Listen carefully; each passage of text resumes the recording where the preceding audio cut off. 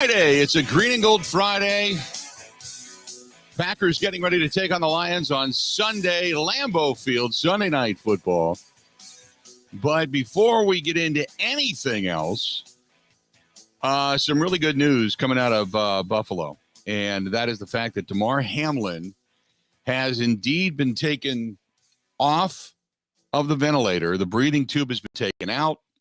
And one of the things he did today was talk to his team via FaceTime, and which is fantastic, and said, "Love you, boys," and then had an additional conversation with them, short, but did get a chance to talk to his team today, which is, yesterday as we had kind of closed the show, we were listening to, and kind of not listening to as a group, but listening to on our end, of the press conference via the doctors at University of Cincinnati Medical Center, Dr. Pritz and company, and they were saying the next goal was to get him breathing on his own fully and get the ventilation tube out, and that has happened. So that is another goal, another milestone in the recovery of Damar Hamlin, who then, like I said, FaceTimed his team today, which is fantastic. FaceTimed his team today and told them, love you, boys. So that's just starting off today with some uplifting news.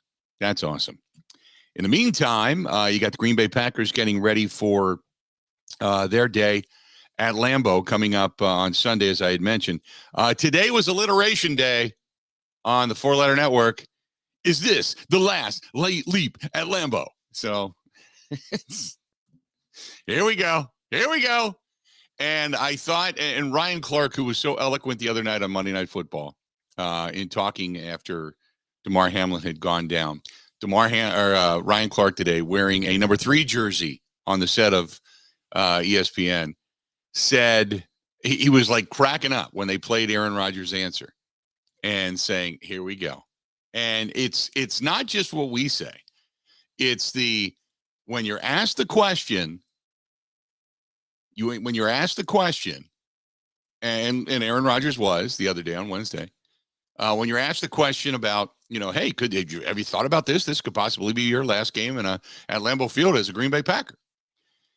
And Ryan Clark said it best. He said, as a player, all you want to hear is, yeah, that's something to think about. But no, all we're concentrating on is just getting Detroit, getting a win, and moving on to the postseason. Instead, they all do the monotone. I've had some great memories here, and it's a wonderful place, and I've loved my time in Green Bay. It's kind of like saying goodbye without saying goodbye, because if you come back, then you can say, I never said goodbye. And if you don't come back, you can say, I already said goodbye. You could just say nothing. Just say, look, we're just focused on Detroit. I don't care about anything else. It's the same way Tom Brady did it at the end of the season before he ended up leaving New England. They said, Tom, this could be your last game. He said, all we're worried about is winning in the postseason. I'm not worried about that now. I'll wait till the game's over. All we're worried about now is winning. Right? So instead, the thread, the thread of consciousness for the last leap at Lambeau is going to take over the story.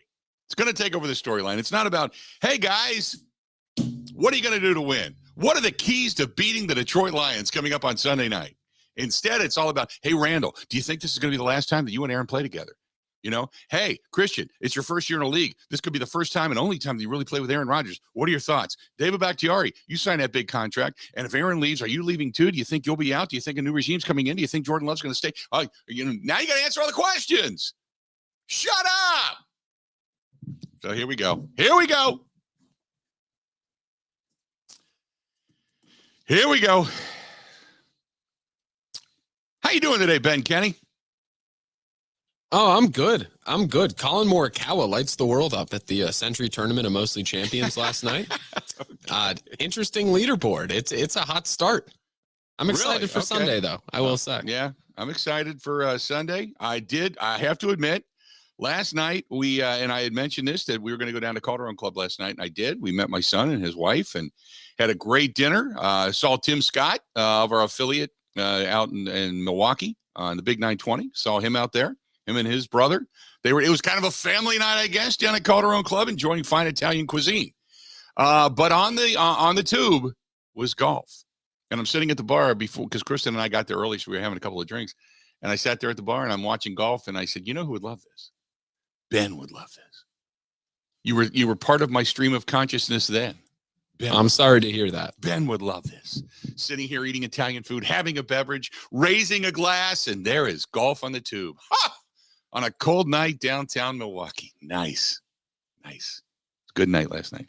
We got our buddy Matt Mitchell going to be joining us coming up here towards the top of the hour. We're going to talk a little betting coming up this weekend with some games that are going to be easy to figure out and tough to figure out. So we're going to get his perspective on all of this. Dan Miller, the voice of the Detroit Lions. We've had Dan on so many times, and a lot of the times it's Dan coming on and very stark and honest frustration. This team, well, we just hope to get a win. They just hope. Now they're playing to get over 500. They're playing possibly for a postseason berth. Now we get a chance to talk to Dan on the uptick.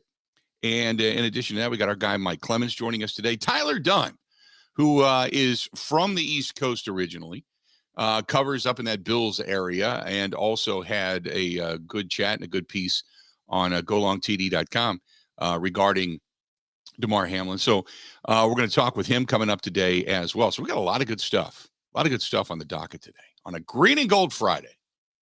Feeling good today.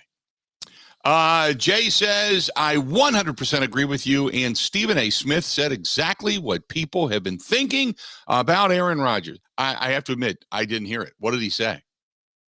Ben, did you hear what Stephen A. Smith said? No, I didn't either. not. I didn't either. And I don't know when he said it. So you'd have to let me know. Maybe we can go back and find it and sift through it and let all hear. I don't know. But let me know.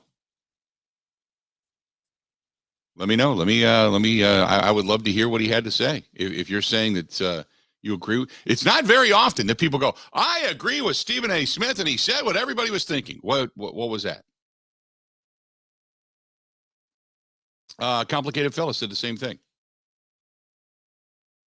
Rick said he told Rodgers to shut the hell up. Really? Well, there you go. See, I don't want Aaron Rodgers to shut up. That's because I like the fact that he talks, because he does give you a lot of insight, and I appreciate that. But when it comes to this, he is exactly what he didn't want to be. I remember talking a lot with him his rookie season, and even after that, the next year, and watching Brett go back and forth, and I don't know, I'm gonna take some time away, and and then this whole thing about remember when they used to do the Fan Fest. And it was always about 2 days before Fan Fest. I'm gonna make a decision. And then they always wanted to come to Fan Fest, right? So they always wanted him there. So Brett would be like, I don't know. I just don't know if I'm gonna be there, And then all of a sudden, the door fest, and they introduce the players, and here's whomever, here's Frankie Winters, and the Chad Clifton, and they go through all these guys. And here's Bubba Franks, and yay! And ladies and gentlemen, back for his 16th season, Brett Favre, and the place would go nuts. And Brett it became like an addiction. It was like a drug to Brett every year. And then one year he's crying, leaving the field down in Chicago. Oh no, it might be it. And John Madden's like, well, there's a guy that I think is not going to come back. And then every year you had to go through this crap. And now it's like, Aaron, have you thought about it? Just say, not really, maybe a little, but no, we're really concentrating on just Detroit. This isn't part of my thought process. And instead, you start waxing nostalgic about, I got some great memories here. There's some good memories, and really, I love this place. And what? Stop! Nobody wanted to know your thoughts on Lambeau Field and the community that is the Green Bay Packers. Just want to know if you had any thoughts at all that this could possibly be your last game. Yes or no? What? No. Stop. Oh, man, oh, man, oh, man. I agree. Because the minute he said it, we were doing the huddle on Wednesday night. Now, we, as a group here, you and I, as a group here, did not get a chance to hear his presser because he did it after we went off the air on Wednesday. So when we played it back on Wednesday night, and I'm like, oh, this is really cool. This is, he's giving you a lot of insight. I'm like, this is great. And then the question. And literally, as I'm sitting there listening to his answer, I did that, hand into my forehead, and I'm rubbing my head like, oh God, no. Here we go. Here it is. And you could hear it. You could hear Mike Greenberg in my head in that puke and choke voice. Is this the last time Lambeau Field will see the greatness of Aaron Rodgers? And it's like, oh my God, just stop, shut up, stop. So there you go. But we got a game to play. They got a game to play. I don't have stuff to play, but they got a game to play. So the Packers taking on the Lions. Can they knock the Lions off at Lambeau coming up on Sunday? Some of the keys of the game coming up today as well. Some of the things we discussed this week. But now you kind of get down to the nitty gritty and you start to really analyze and you look at this thing and you think during this 7-2 run by the Lions, one of the losses they took was in the last second to the Buffalo Bills. A field goal, and the rest of the time they're playing pretty much for the most part playing winning football. And in doing so, they have been really strong. You look at the Lions and the fact that, they've given up points, and their defense, their secondary specifically, not that good, as we all know, not that good. But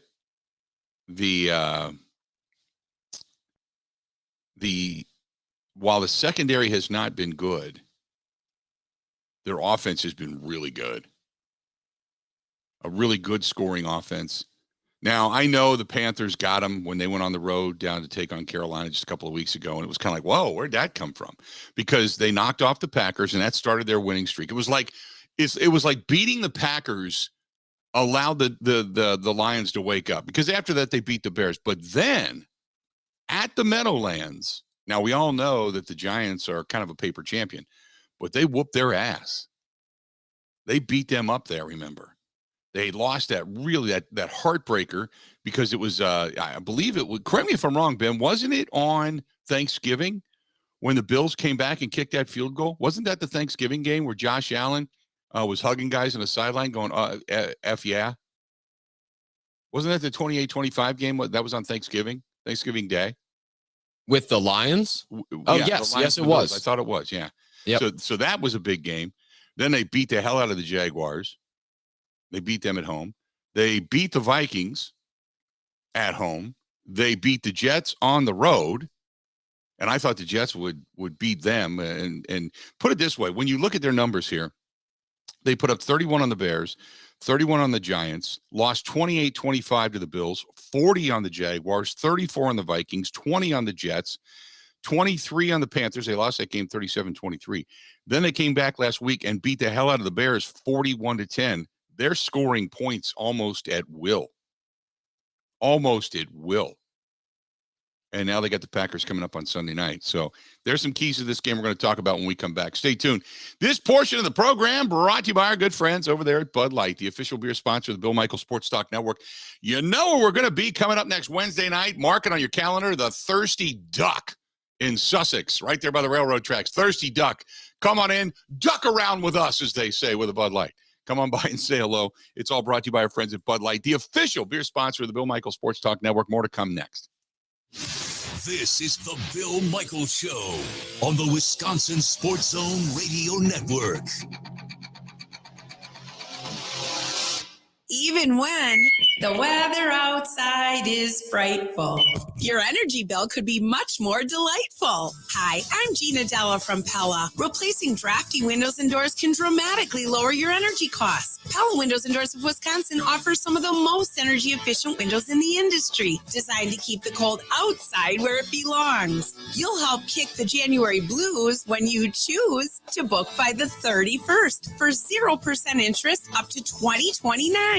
You heard that right. No interest up to the year 2029 if you book by January 31st. Pella's premium wood windows and patio doors feature distinguished craftsmanship and nearly endless possibilities, with maximum design flexibility in dramatic sizes, custom colors, finishes, profiles, product types, and more. Hurry. To get the 0% interest up to 2029, you have to book by January 31st. Visit PellaWI.com. Certain restrictions apply.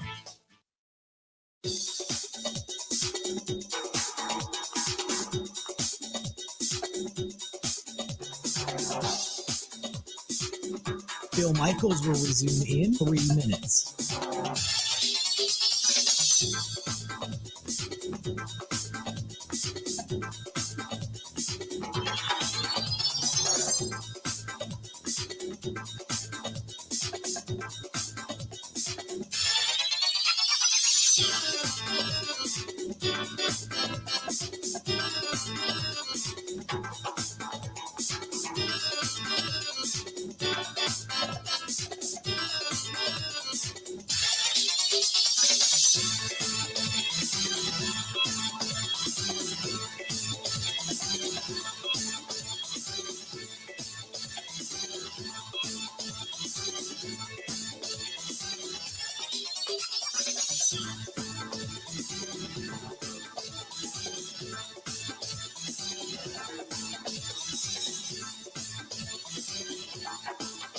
Bill Michaels will resume in 2 minutes.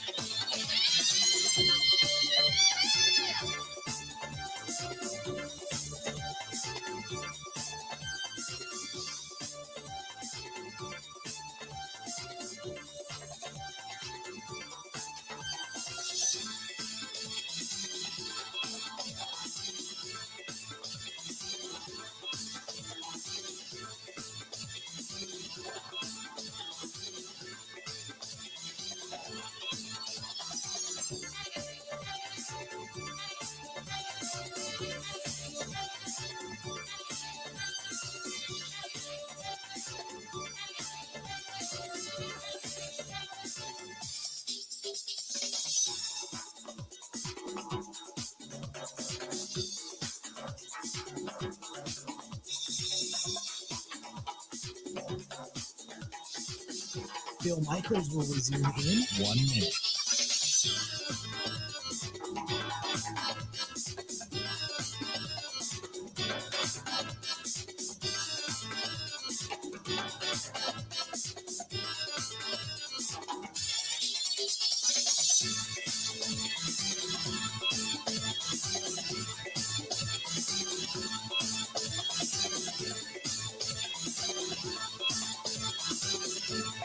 Bill Michaels will resume in 30 seconds.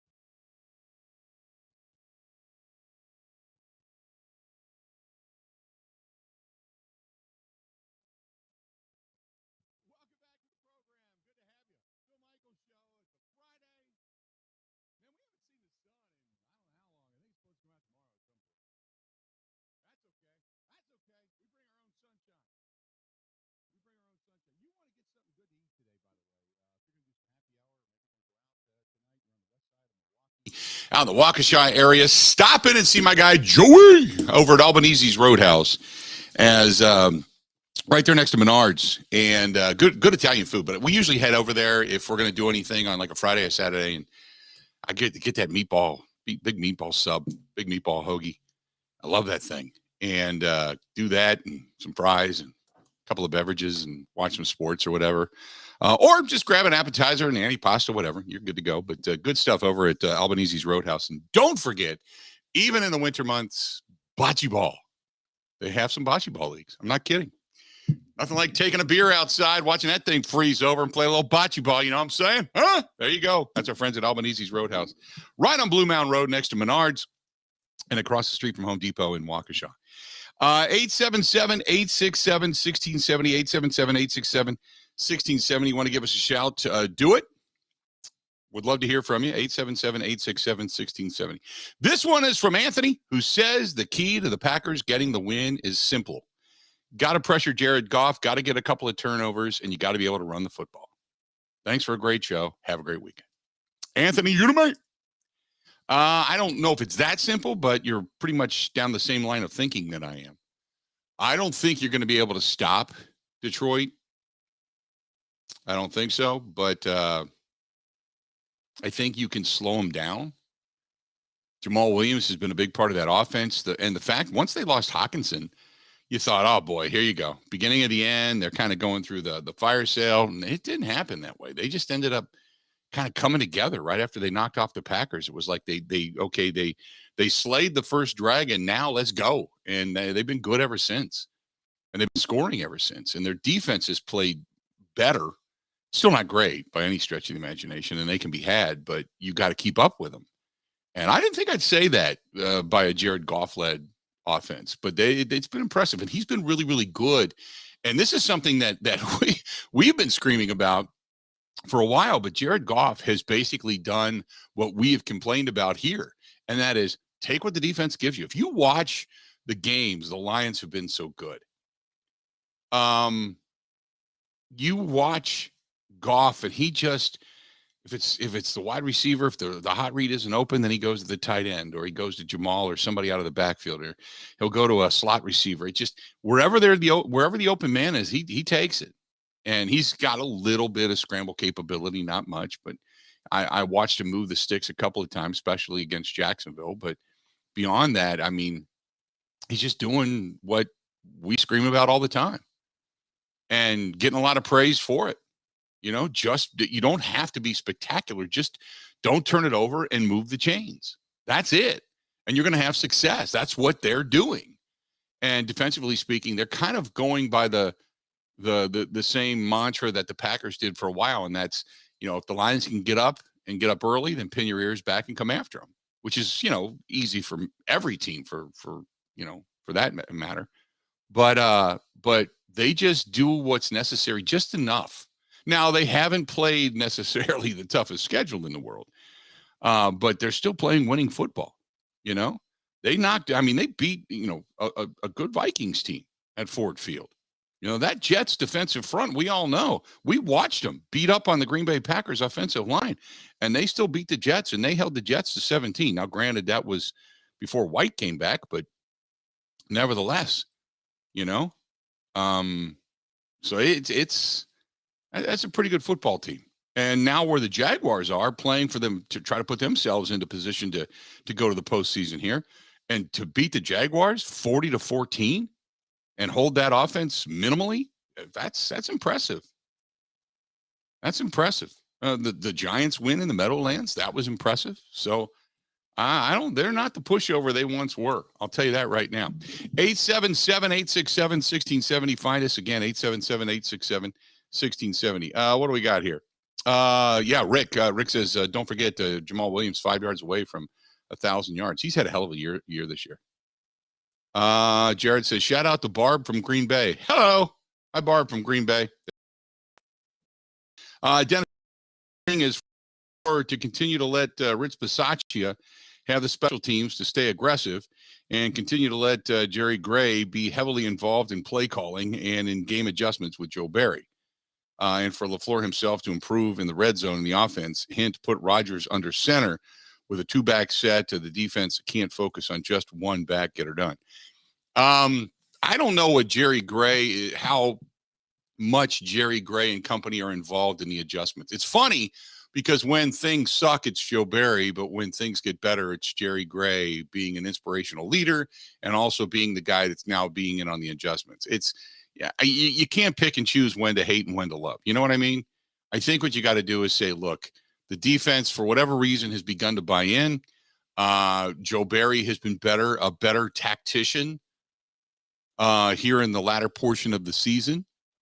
They have ran a few things differently. And if you do watch, look how many guys they'll bring to the line of scrimmage. They'll bring 5. At times they'll bring 6, back a guy out, rush everybody, back 2 guys off, and just go with a 3 or 4 man rush. I mean, it has been a mix of things. It's not constant. Okay. Don't get me wrong. It's not like Joe Barry fell on his head, woke up one day and went, I'm going to get cray-cray. It didn't happen that way, but it's been better.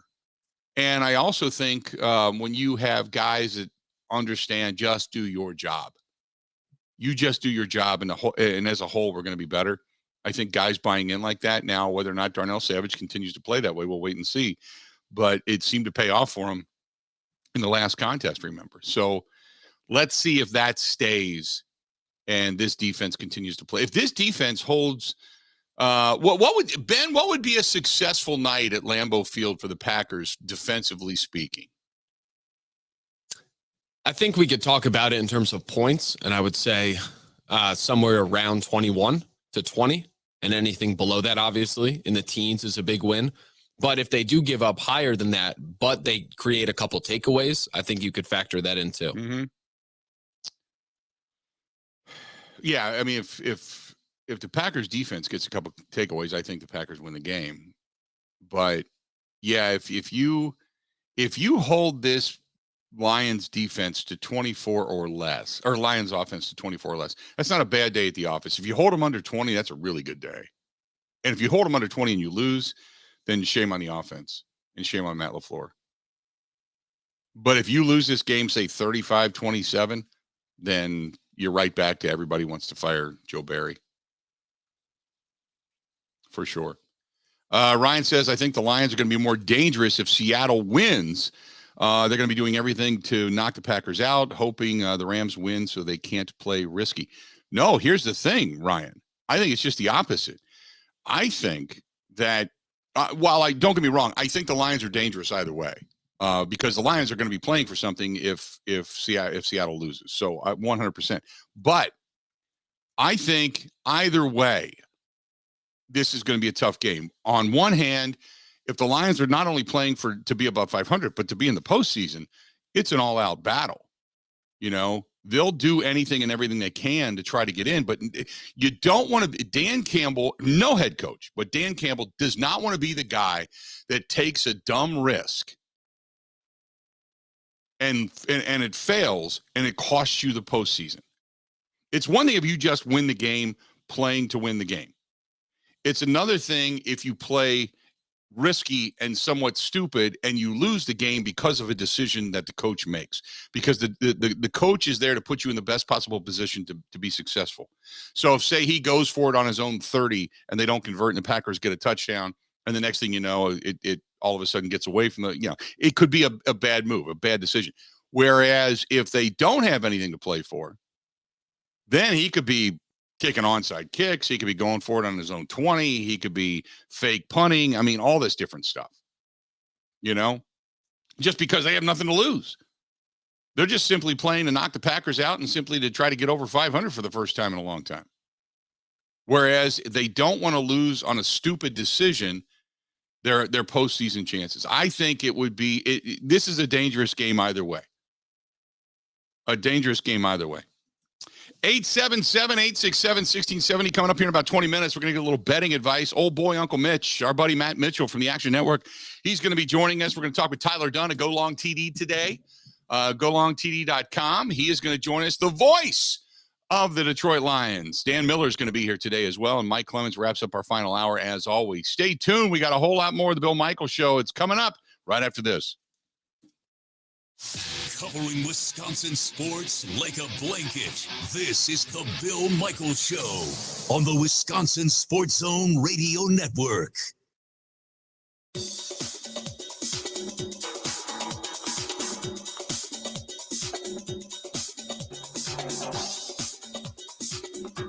Bill Michaels will resume in 5 minutes.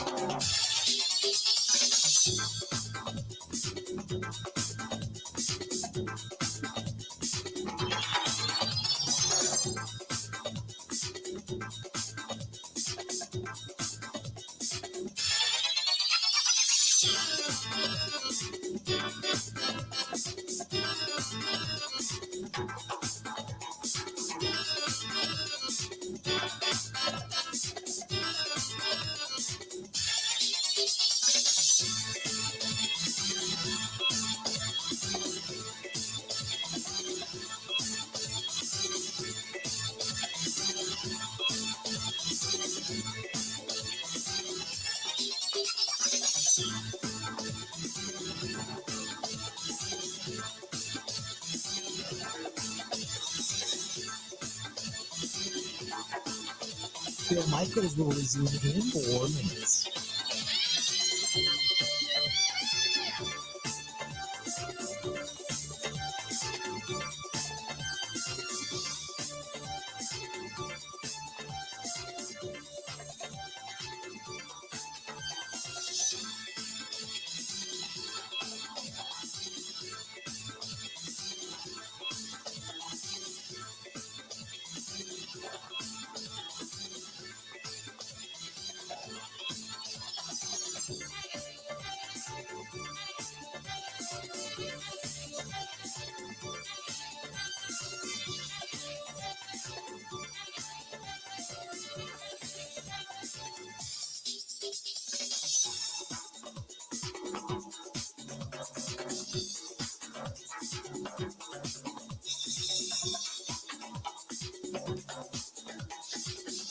Bill Michaels will resume in 3 minutes.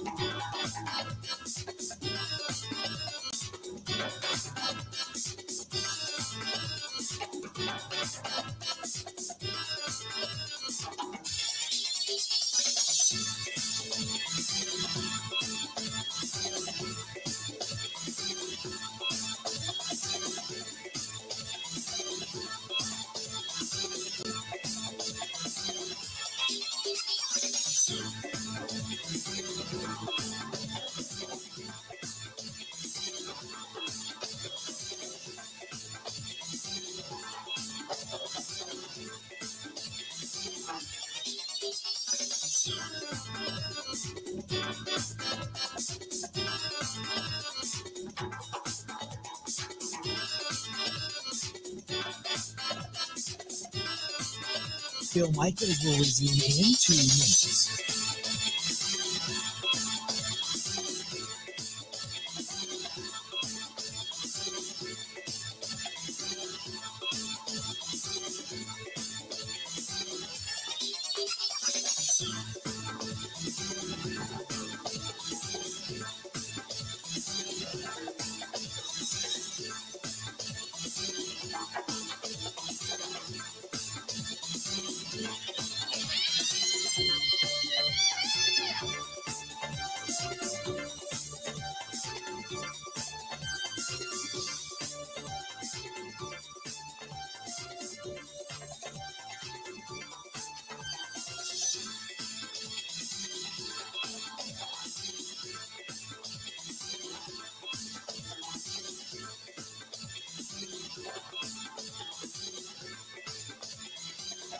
Bill Michaels will resume in 1 minute.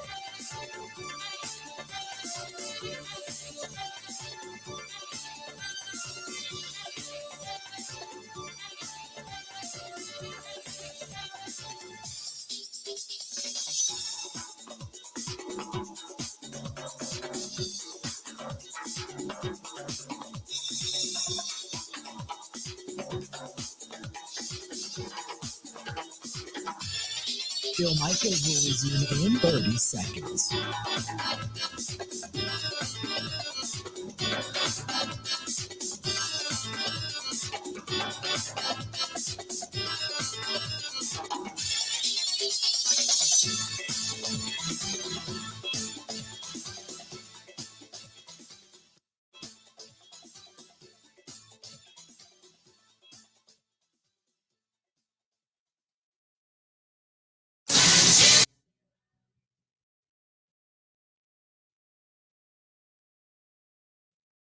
Welcome back. Good to have you. Bill Michaels Show. We continue on a Friday. Green and Gold Friday. Hopefully you're enjoying your day. Hey, if you are, and maybe you're feeling, I'll tell you this, man. I was out last night, as we mentioned, and there was actually somebody downtown riding a motorcycle and a Harley. I was just, it makes you go, oh. It's kind of like watching golf right now. I know Ben's in the studio going, you wanted to play some golf. Yeah, I was wanting to ride. I cannot wait to get the motorcycle back out. And if you're like me and you're kind of getting that itch now that we're into January and we know the days are getting longer and eventually we'll get warm.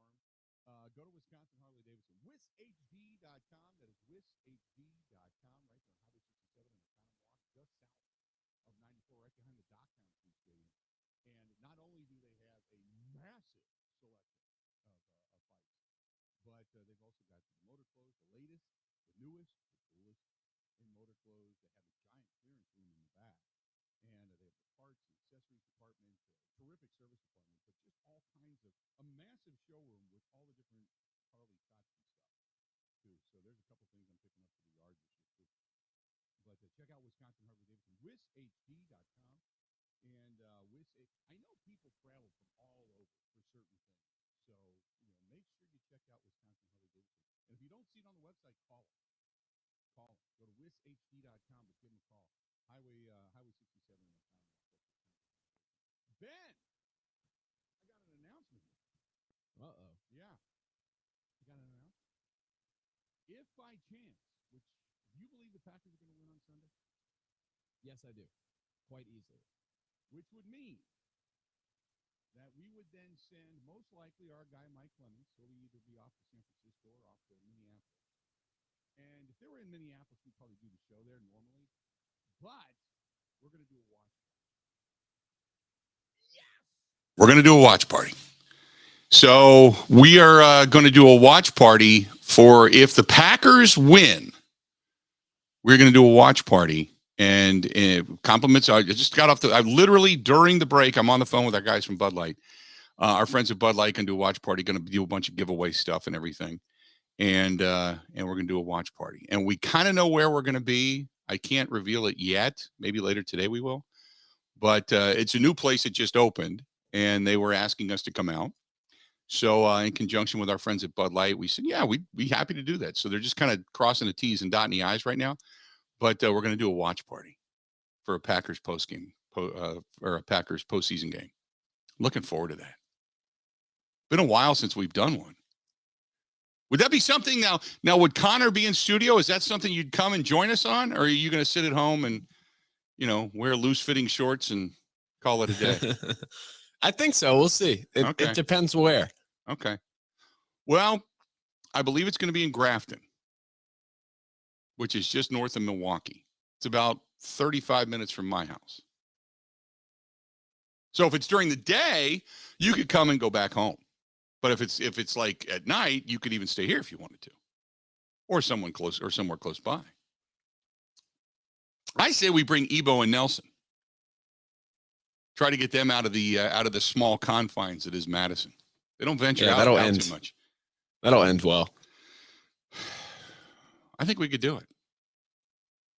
I think You got to be careful here. You got to be careful you don't jinx them on Sunday. Well, I know that.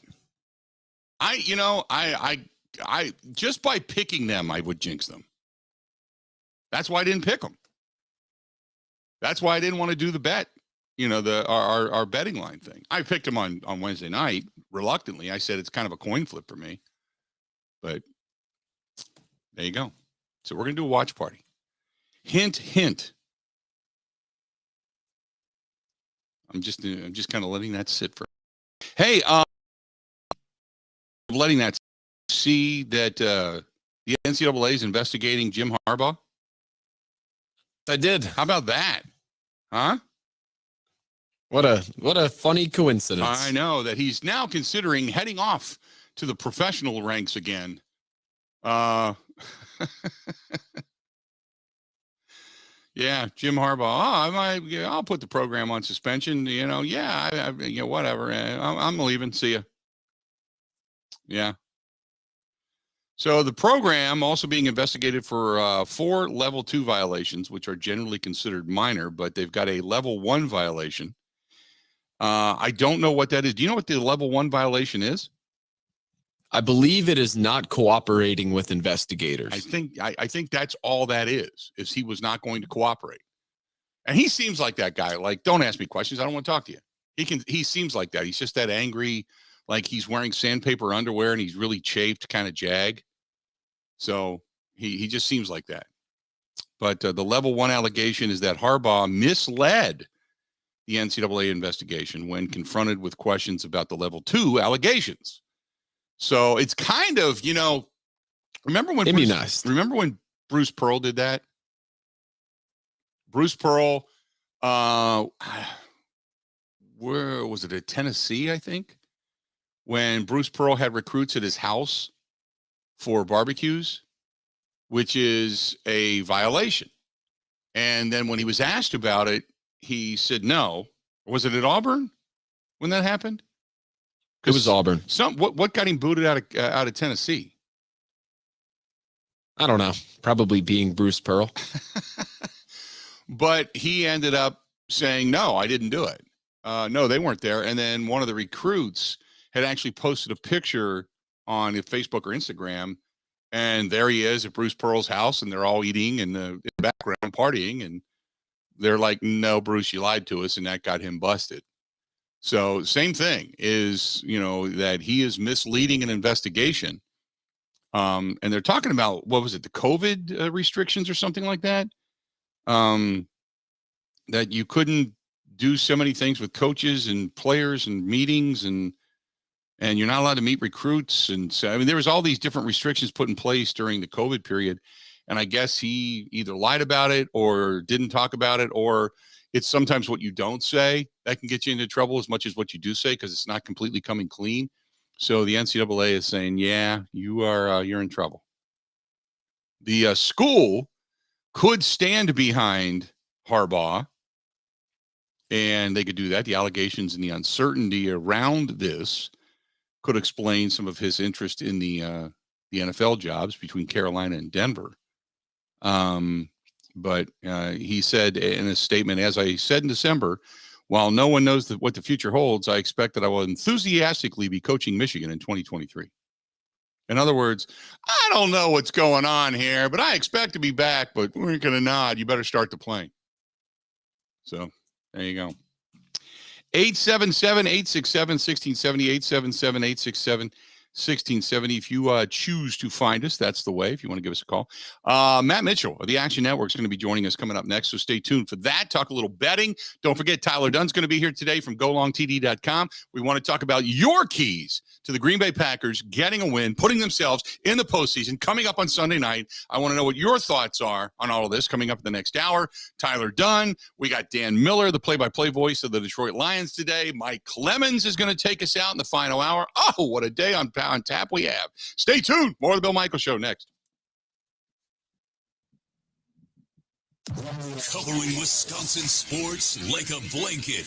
This is the Bill Michaels Show on the Wisconsin Sports Zone Radio Network. Even when the weather outside is frightful, your energy bill could be much more delightful. Hi, I'm Gina Della from Pella. Replacing drafty windows and doors can dramatically lower your energy costs. Pella Windows and Doors of Wisconsin offers some of the most energy efficient windows in the industry, designed to keep the cold outside where it belongs. You'll help kick the January blues when you choose to book by the 31st for 0% interest up to 2029. You heard that right. No interest up to the year 2029 if you book by January 31st. Pella's premium wood windows and patio doors feature distinguished craftsmanship and nearly endless possibilities, with maximum design flexibility in dramatic sizes, custom colors, finishes, profiles, product types, and more. Hurry! To get the 0% interest up to 2029, you have to book by January 31st. Visit PellaWI.com. Certain restrictions apply.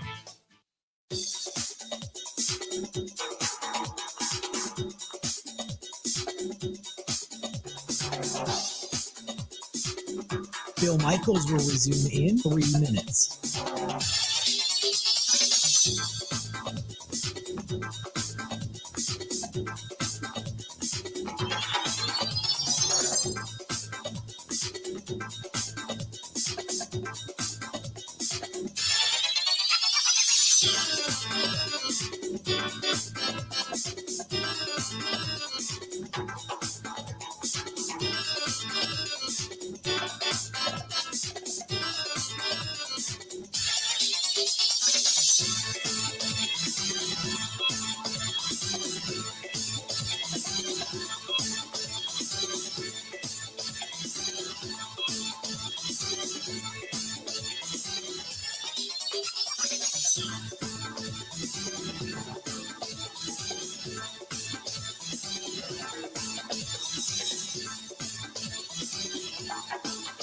Bill Michaels will resume in 2 minutes.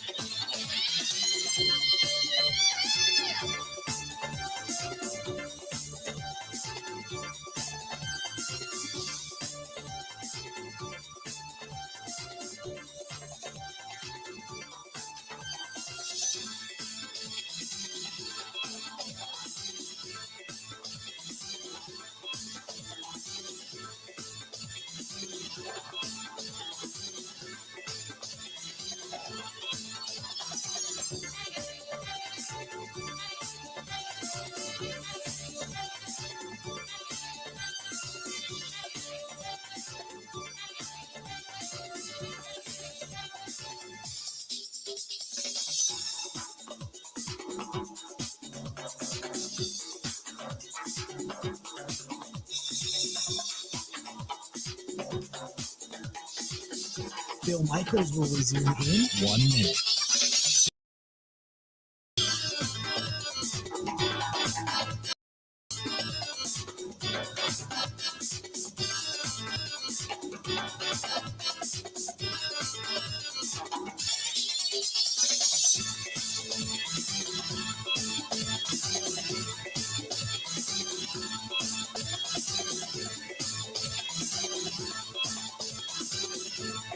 Bill Michaels will resume in 30 seconds.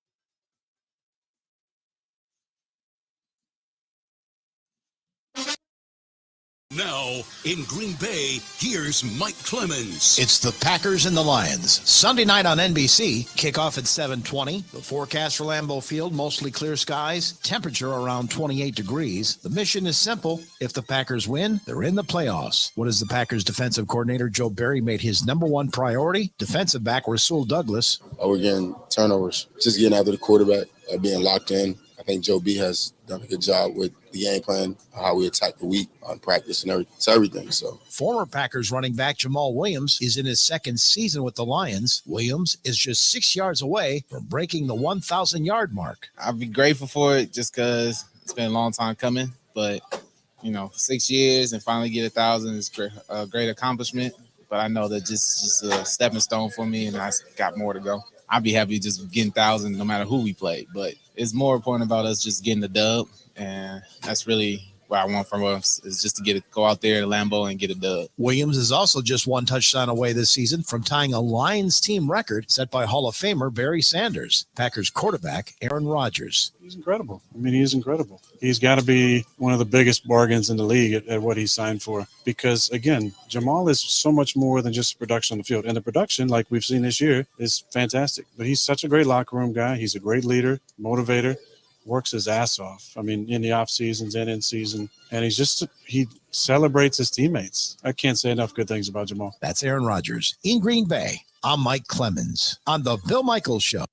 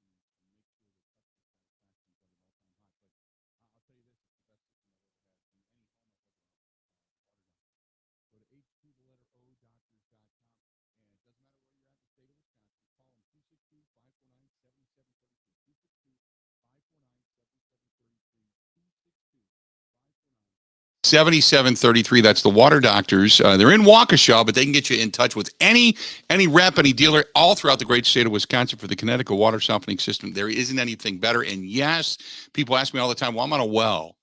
Yeah, you definitely want one if you're on a well. Connecticut is fantastic.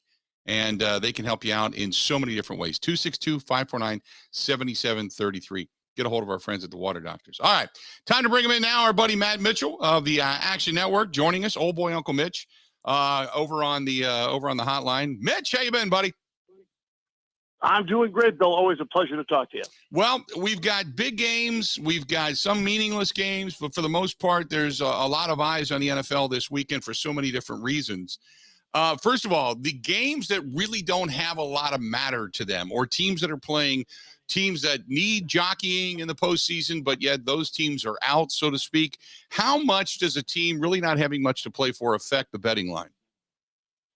So this is one of the most fascinating weeks to bet the NFL. Week 1 and week 18, or what used to be week 17, have always been interesting ways to attack it because it's a time you really want to zig while other people are zagging. When you see teams with, quote, nothing to play for, playing teams that are highly motivated, it's actually historically very profitable to go the other way. Unlike a college team where you'll see a lot of kind of flagging among also-ran programs at the very end of the season, quitting on a coach, thinking about going on winter break, etc. NFL teams tend to get up for their finales, and you'll tend to see these quote over-motivated teams, these playoff-bound teams, actually get overvalued in the marketplace, and it can be a very valuable proposition to hit the other side as gross as it may feel before the game starts. So the Chiefs are on the road. First game out of the chute. Raiders, their season's done. They stink. Their quarterback has been benched. There's a lot of unhappiness. Chiefs are 9-point favorites going into Vegas. You're telling me I should take the Raiders?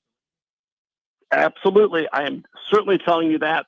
Also, we know that Mahomes, as a favorite of over a touchdown, has been a losing proposition against the spread throughout his career. He is obviously an electric factory of a quarterback who is very good at winning games outright.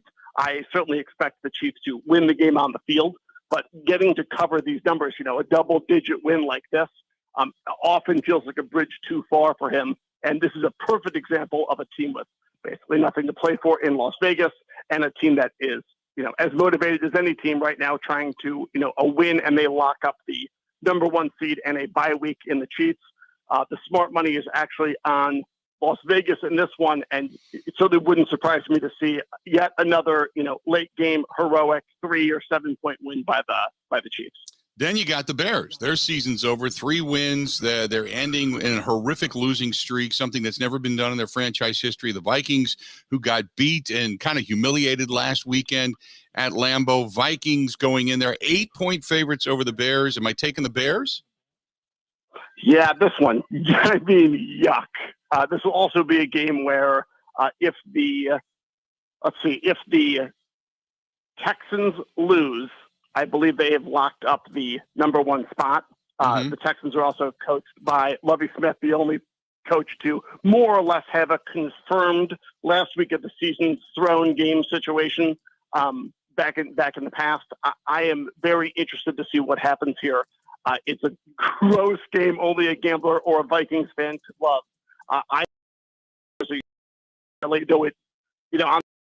It wouldn't surprise me if the Bears just absolutely lay down. No one should put their money on Nathan Peterman at the end of the day. So I suppose it's a Vikings winning. I guess if I'm being serious, because I could never tell your listeners to wager real American money on Nathan Peterman. You've got another meaningful game, and this one to me is kind of tough. I don't know. I would assume the emotion, specifically today when Damar Hamlin spoke to the team, you've got to be. I said, man, it has to give you chills. Maybe it's uplifting, maybe it's energizing. I don't know. But you got the Bills are hosting the Patriots. Patriots have to win to get in. The Bills are still jockeying for position. But to what went on Monday night, I don't know where the emotion's going to be. How tough is this game to call with Buffalo a 7-point favorite at home? You're certainly seeing the line move from 6.5 to 7 on the Hamlin emotional angle. As a Buffalo Bills fan, I'm going to put on that hat for a moment. Obviously, all your listeners are they don't need me to refresh what's happened there. But I will say all my associates and Bills fan friends from across the country so many are looking for ways to go to Buffalo to be at this game. This will be a combination of like a playoff atmosphere and one of those weird snake handler church revivals. I think it's going to be a maniac atmosphere at that stadium. I would be looking at alternate lines on Buffalo in the first half, especially when that adrenaline is highest. Adrenaline is a hell of a drug, but it also can wear off. So I think Buffalo in that first 90 minutes, especially on defense. And if you're looking to get crazy, I mean, you can find lines like, Buffalo minus 27.5 at 9-1. If you're looking to play that motivational, emotional angle, but I think Buffalo, sometimes those emotional narrative street angles do prove accurate, and I think all things being equal, Buffalo steamrolls these guys. Then the last game got the Packers obviously playing at home, win, and they're in. The Lions have to wait. But I said this game could be goofy because the Lions, this is their first shot at getting over 500 in a long time. So I think regardless of what happens, even though they're going to be disappointed, I think they're going to try to figure out anything to win this ball game to get over 500 for Dan Campbell and company. I think the line is pretty safe at 4.5. I'm a little bit leery with Green Bay being favored, to be honest with you. Give me your thoughts. There are so many angles in here, Bill, and you touched on a few of them. Obviously, the Lions will know by the time they kick off. The NFL just couldn't help themselves. They had to make this a primetime game, even though they knew that by the time it kicked off, the Lions would know whether or not their playoff chances had been eliminated by the Seahawks or not. But yeah, it is difficult. I think if there's ever a team that could get up emotionally to just try to ruin another team's season, the Dan Campbell-led Lions would be that team. But yeah, asking Jared Goff to go outdoors to Lambeau in prime time in a really fired up atmosphere and cover 4.5, I would feel a little uneasy about that, but the sharp money is on the Detroit Lions in this one.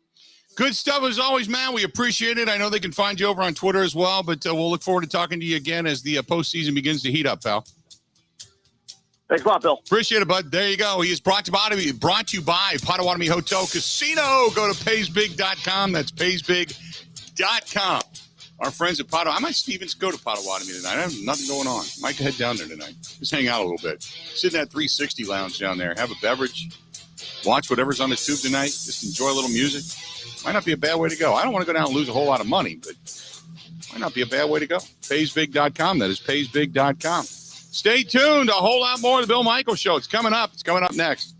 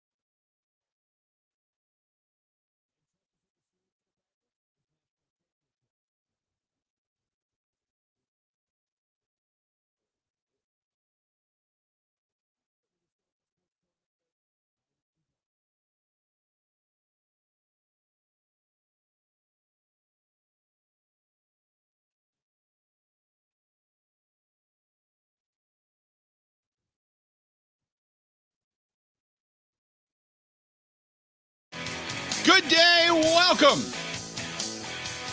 Bill Michaels Show on a Friday, a green and gold Friday. We are here. We are glad you're with us. Thanks so much, as always, for inviting us into your home, into your car, into your head, wherever, wherever we're at. Glad to be along for the ride today. 877-867-1670, 877-867-1670. Hit us up, and we would love to hear your thoughts via Keys to the Game for the Green Bay Packers to get a win and thus find themselves in the postseason. What needs to happen? If you had to say three things, what would they be? Three things. What would they be? To me, one is red zone. Packers need to convert in the red zone, and that is much like we had one of our friends over on Bud Light Livestream a little earlier say the same thing. I think it's get out of the shotgun. Get out of the shotgun so damn often. Even though I will say this, if you look at the running numbers against the Detroit Lions defense, the running numbers are actually better out of the shotgun for whatever reason. They're giving up almost 6 yards, 6.5 yards per carry when teams are in shotgun against them versus under center. But I think the Packers do so many things well that that they don't need to be in shotgun consistently. It seems like it's a drive staller.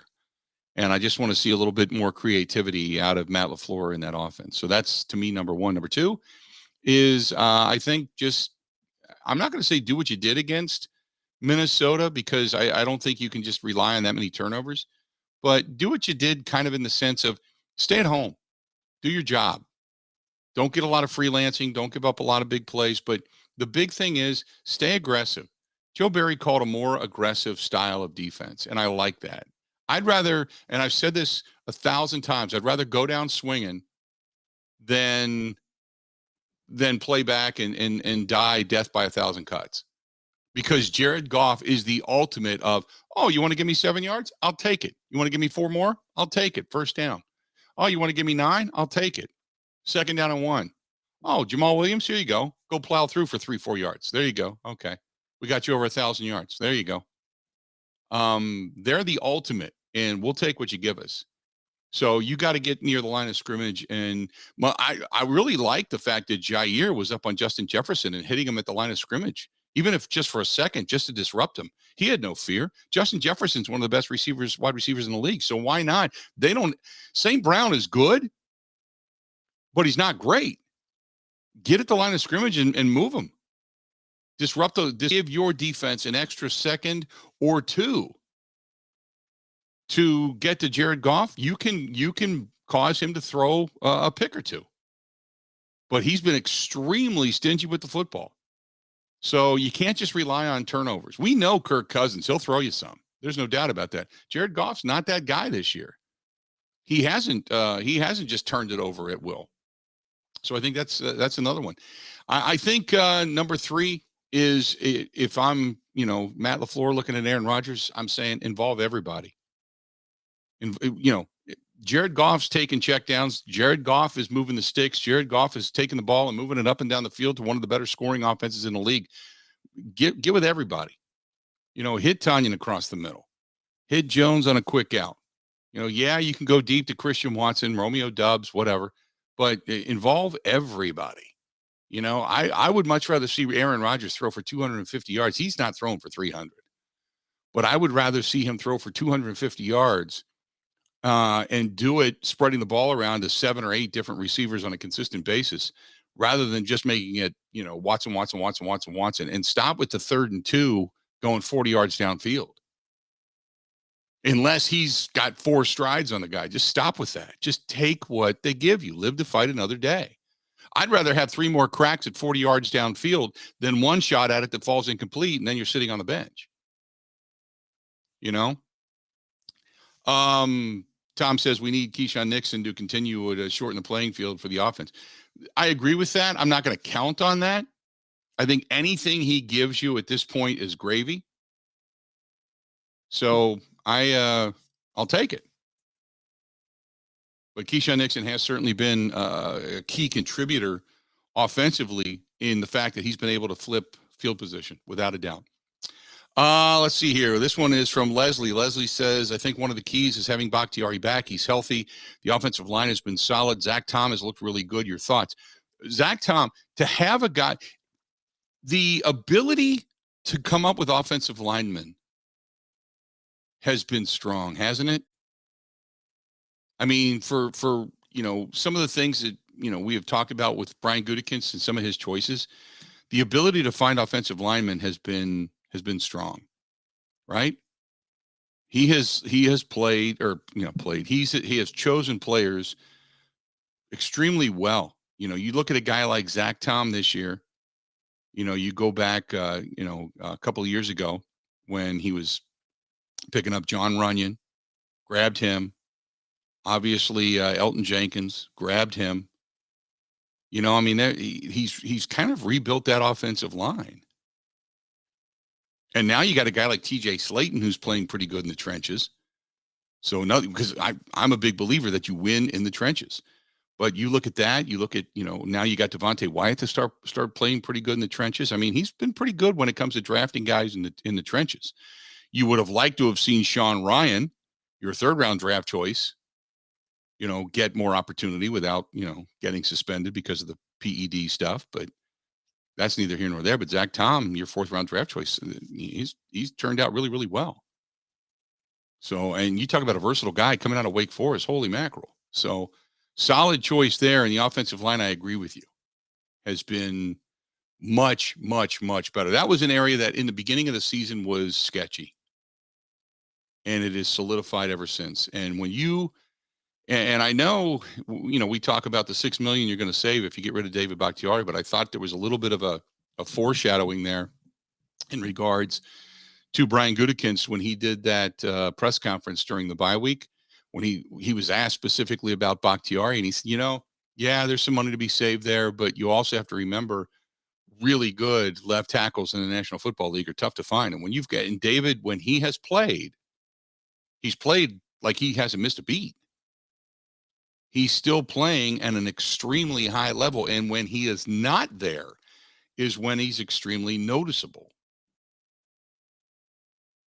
So I agree that the offensive line obviously is key. But the fact that they're back, they're familiar, they're together, and Zach Tom has been such an incredible, versatile product to have sitting on your shelf. When you can play him at a guard, you can play him at a tackle, either side. I mean, it's just like, wow. You don't find many guys that are that much of a Swiss Army knife and good at a lot of those positions. 877-867-1670, 877-867-1670. Don't forget, Tyler Dunn going to be joining us from golongtd.com coming up here in just a little bit. We'll talk with him and get his perspective on everything regarding Damar Hamlin, covering that area, the Bills and such. And then obviously, being able to be down in that Philadelphia, that Pittsburgh area as well. I said Philadelphia, it's Pittsburgh. But be able to get that perspective for Damar Hamlin. We're going to talk with him coming up about that in just a little bit. And by the way, we're going to get his thoughts on the Green Bay Packers. He covered the Packers for quite some time too. So we're going to get that. We're going to get into that. 877-867-1670, 877-867-1670. This is our scout lineman is. John says Aaron needs to adopt Goff's attitude towards giving what the defense gives. The ball needs to come out of his hands in timely fashion. Guys are open, send it. Aaron's usually pretty good. He doesn't hang on to the ball unless he's looking for something specific. There have been times, obviously, when guys just aren't open and the play takes too long to develop and you have to hang on to the football. But Rodgers, when he's got a hot read coming off of the line and a quick out, he's really good at getting rid of the football and not taking a hit, not having anybody get near him.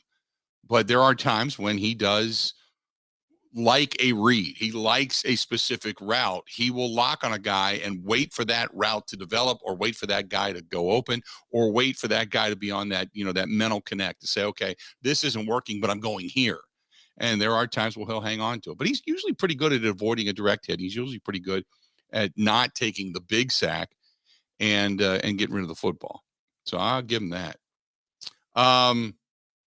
John says Bakhtiari, definitely a guy you need and will keep, but he reminds me of Z, his last year with the Pack now. Yeah,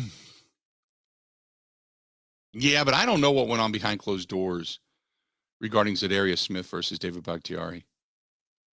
Isn't it interesting that Bakhtiari couldn't play? He had to get the knee drained, and he was getting all that fluid taken out of his knee all last season and was in some pain and such. But yet Zadarius and Bakhtiari didn't play. He couldn't play. He just chose not to play and chose to kind of wait for that. Well, then again, he wasn't medically cleared either. Whereas Zadarius Smith, they said, hey, just let it rest a little bit, and then you can come back maybe in October into November. And Zadarius Smith chose to get the surgery instead, which put him out until the end of September. And then he only came back for the playoff game. And that kind of set off, a few eyebrows in the Packers locker room. And that's what ultimately, I guess, led to the separation, so to speak, between Zadarius Smith and a lot of the guys in the locker room. So it's a little bit different scenario. And I would not be surprised if the Packers figured out a way to keep Bakhtiari. Just because it's so noticeable when he's not in there. Now, Zach Thomas played admirably, and I'm sure he could develop into a really good left tackle before it's all said and done. But it is noticeable when Bakhtiari's not in there. 877-867-1670. This portion of the program brought to you by our good friends over there, Skipper Buds. If you're looking for a boat, if you're looking for a yacht, pontoon, fishing boat, jet boat, whatever it happens to be, they've got it. All you got to do is check them out. Go to Skipper Buds in Pewaukee and see for yourself. Our buddy out there, Todd, is the general manager, and you can get a hold of him, 262-544-1200, 262-544-1200. Now is the time to buy. They have a lot of different stuff in stock. And the 2023s are coming in. So if you're starting to think about the summer just a little bit, and you're going, warmer weather might not be a bad way to go. Want to get on some of the lakes around here? Yeah, there you go. Might not be a bad thought right now. Get it while the getting's good. That's our friends at Skipper Buds. And call them 262-544-1200. Call Todd, set up an appointment, go in and look around at the inventory and pick out the boat of your dreams, or maybe just a starter boat. Just say, hey, I just want to try it out. See if the family likes it. See if my friends like it. Whatever you're looking for. Get out on the water and enjoy yourself. That's our friends at Skipper Buds. More of the Bill Michaels Show coming up with Tyler Dunn of Go Long TD next. Ready? This is the Bill Michaels Show on the Wisconsin Sports Zone Radio Network. Even when the weather outside is frightful, your energy bill could be much more delightful. Hi, I'm Gina Della from Pella. Replacing drafty windows and doors can dramatically lower your energy costs. Pella Windows and Doors of Wisconsin offers some of the most energy efficient windows in the industry, designed to keep the cold outside where it belongs. You'll help kick the January blues when you choose to book by the 31st for 0% interest up to 2029. You heard that right. No interest up to the year 2029 if you book by January 31st. Pella's premium wood windows and patio doors feature distinguished craftsmanship and nearly endless possibilities, with maximum design flexibility in dramatic sizes, custom colors, finishes, profiles, product types, and more. Hurry. To get the 0% interest up to 2029, you have to book by January 31st. Visit PellaWI.com. Certain restrictions apply.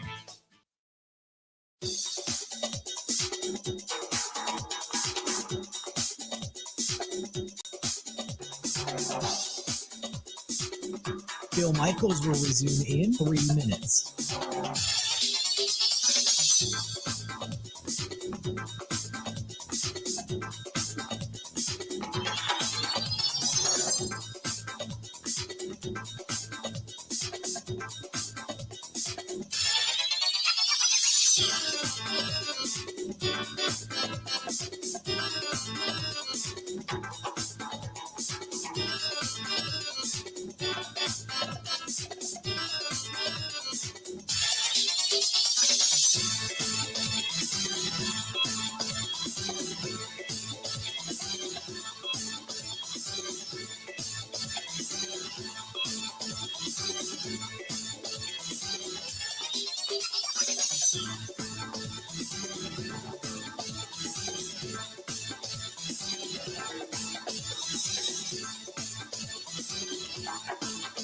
Bill Michaels will resume in 2 minutes.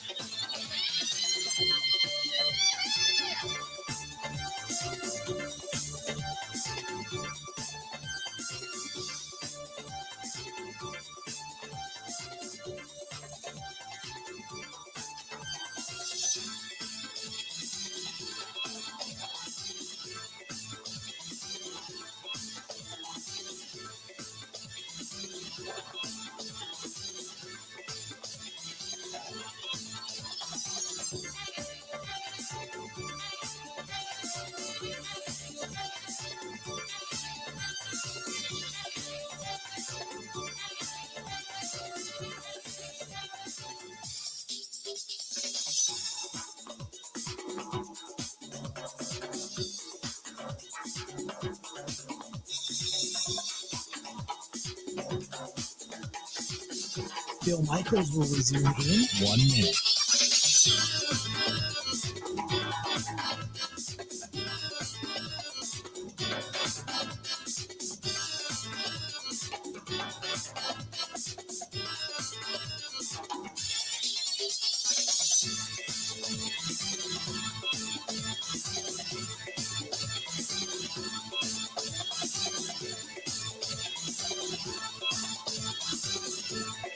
Bill Michaels will resume in 30 seconds.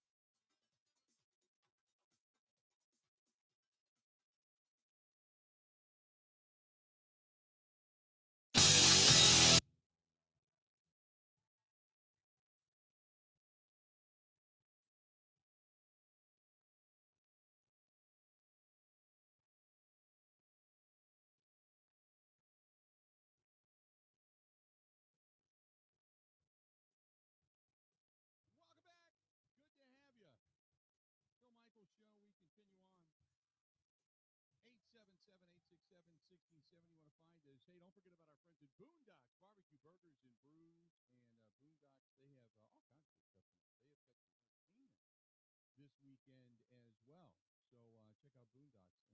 They got all kinds. They got bingo, Sunday bingo coming up. They got the verdict coming up tonight, starting at 8:30. They have got the game day bash coming up on Sunday as well, and so many good things out there. And a huge interior bar area. But if you're a veteran and you call them and say, hey, I'm a veteran in the military, they've got a special room that you get priority table seats. So also, check out our friends at Boondocks Barbecue Burgers and Brews right out there on County Road K in Oconomowoc. And really, really good stuff. Thanks to them for being a part of the program as well. 877-867-1670. You want to hit us? Do it. Tyler Dunn of GoLongTV.com. Joining us now on the hotline. Tyler, how you been, pal? Oh, man, doing a lot better, Bill. That's for sure. I think you've all been, I think all of our thoughts and prayers and emotions, it's just been directly tied to Damar Hamlin and hoping this 24-year-old that suffered cardiac arrest can somehow have a life, and he's got a life and then some now. So it's doing great.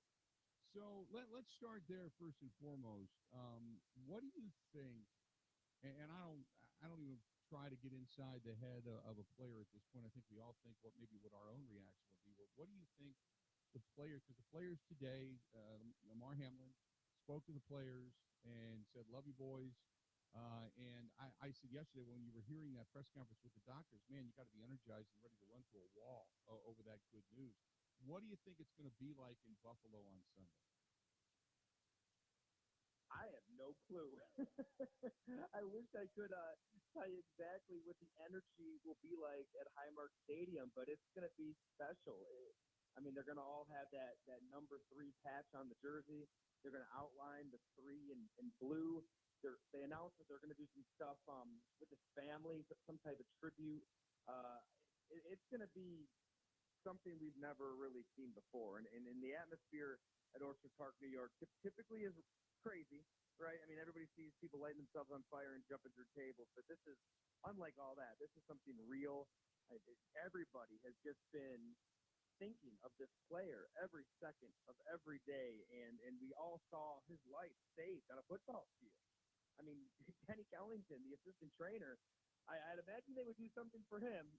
He's the one that brought Damar Hamlin back to life before our very eyes. And I was there in Cincinnati looking through those binoculars and seeing the CPR being administered. It was mortifying.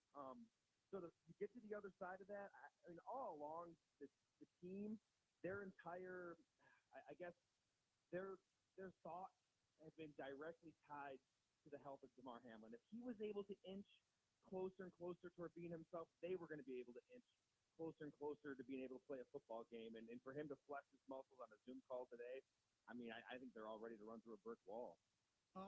Let's talk about the other side of the coin on this. You got to be kind of a raised eyebrow because you got work to do if you're a New England Patriot. Win and you could be in, and now you've got to go in not only to play to obviously fight for your postseason life, but now you've got to fight all of that emotion. You got to go. I know Bill Belichick is the master at creating whatever scenario, but this is something unlike before you got to go up against. So if I'm Bill Belichick, I'm saying, but I know it's the old play your game, do your type of thing, but you're still going to feel that emotion across the sideline. Totally. Yeah, I'm not sure how you. I mean, they've had. I guess you're going to get to the nitty gritty. They've had a little bit more time to prepare. I mean, I don't know how anybody in Buffalo could even think about football. Tuesday into Wednesday. So the good news, it kind of went down Wednesday night, Thursday, and so I mean they said that putting the helmets on and pads was therapeutic, and now yeah they're ready to run through a brick wall. I mean, New England, I guess if there's some type of an advantage. It's so weird to talk about football, Bill, to be honest. But Right. they've had a little bit more time to think about this game. But all the momentum is going to be on Buffalo's side. And, all this notwithstanding, I mean, Buffalo's just a better football team. They stumped New England pretty good in Foxborough not too long ago. So if it's just about X's and O's and talent and both sides can kind of keep their emotions in check, it's going to be tough for New England regardless. But yeah, I mean, you could see the emotion on Josh Allen's face yesterday and just how excited they were to play for Damar Hamlin because they were on that field. I mean, they saw him literally fighting for his life, and for him to get to the other side, it's going to be something unprecedented Sunday. And I'm shocked that they've gotten to this point because I think that everybody was really concerned about their ability to even think about football, let alone play it 48 hours ago. So let me ask you, what was your focus when it comes to, we'll say writing for for Go Long, when it came to covering this story and or the last few days? What is the focus? Obviously, there's a lot of playoff football to talk about. There's the possibility of coin flips and such now within the NFL and the AFC. And yet you've got a team that's coming back from this type of tragedy. You've got, obviously, the Cincinnati Bengals are dealing with this as well coming out of this side of things. So they're dealing with this, and they've got to play Baltimore, and they've got to win to get, the top spot and keep the top spot in their division. I mean, there's just so many layers to the onion going into this weekend. You know what? It was when it happened Monday night and being there and realizing who it was. This is a player that I know really well. I shouldn't say player, a human being. A year and a half ago, Damar Hamlin, after he was drafted by Buffalo, he just shot out a tweet and said, "Hey, where do I get chicken wings around here?" And a bunch of fans told him Elmo's. Mm-hmm. So I'm like, "Hey, that'd be kind of a fun story. Why don't I get together with Damar Hamlin at Elmo's? That's Right. my go-to spot." And we sat down for 2 hours. His life story is incredible. The stories that go along TV.com, people want to check it out. But at no level struck a chord. I mean, this is an unbelievably kind, gentle soul who's been through so much in McKees Rock. I mean, growing up, losing half of his friends before they even turned 21, a father who went to prison for 3.5 years, helping his mom's cleaning business till midnight many nights, their heat in their home not working, going to school, not even having a lunch, having to get a couple bites of his buddy's sandwich. It really was one thing after another, right through college where he had this mysterious sports hernia that was misdiagnosed by the school.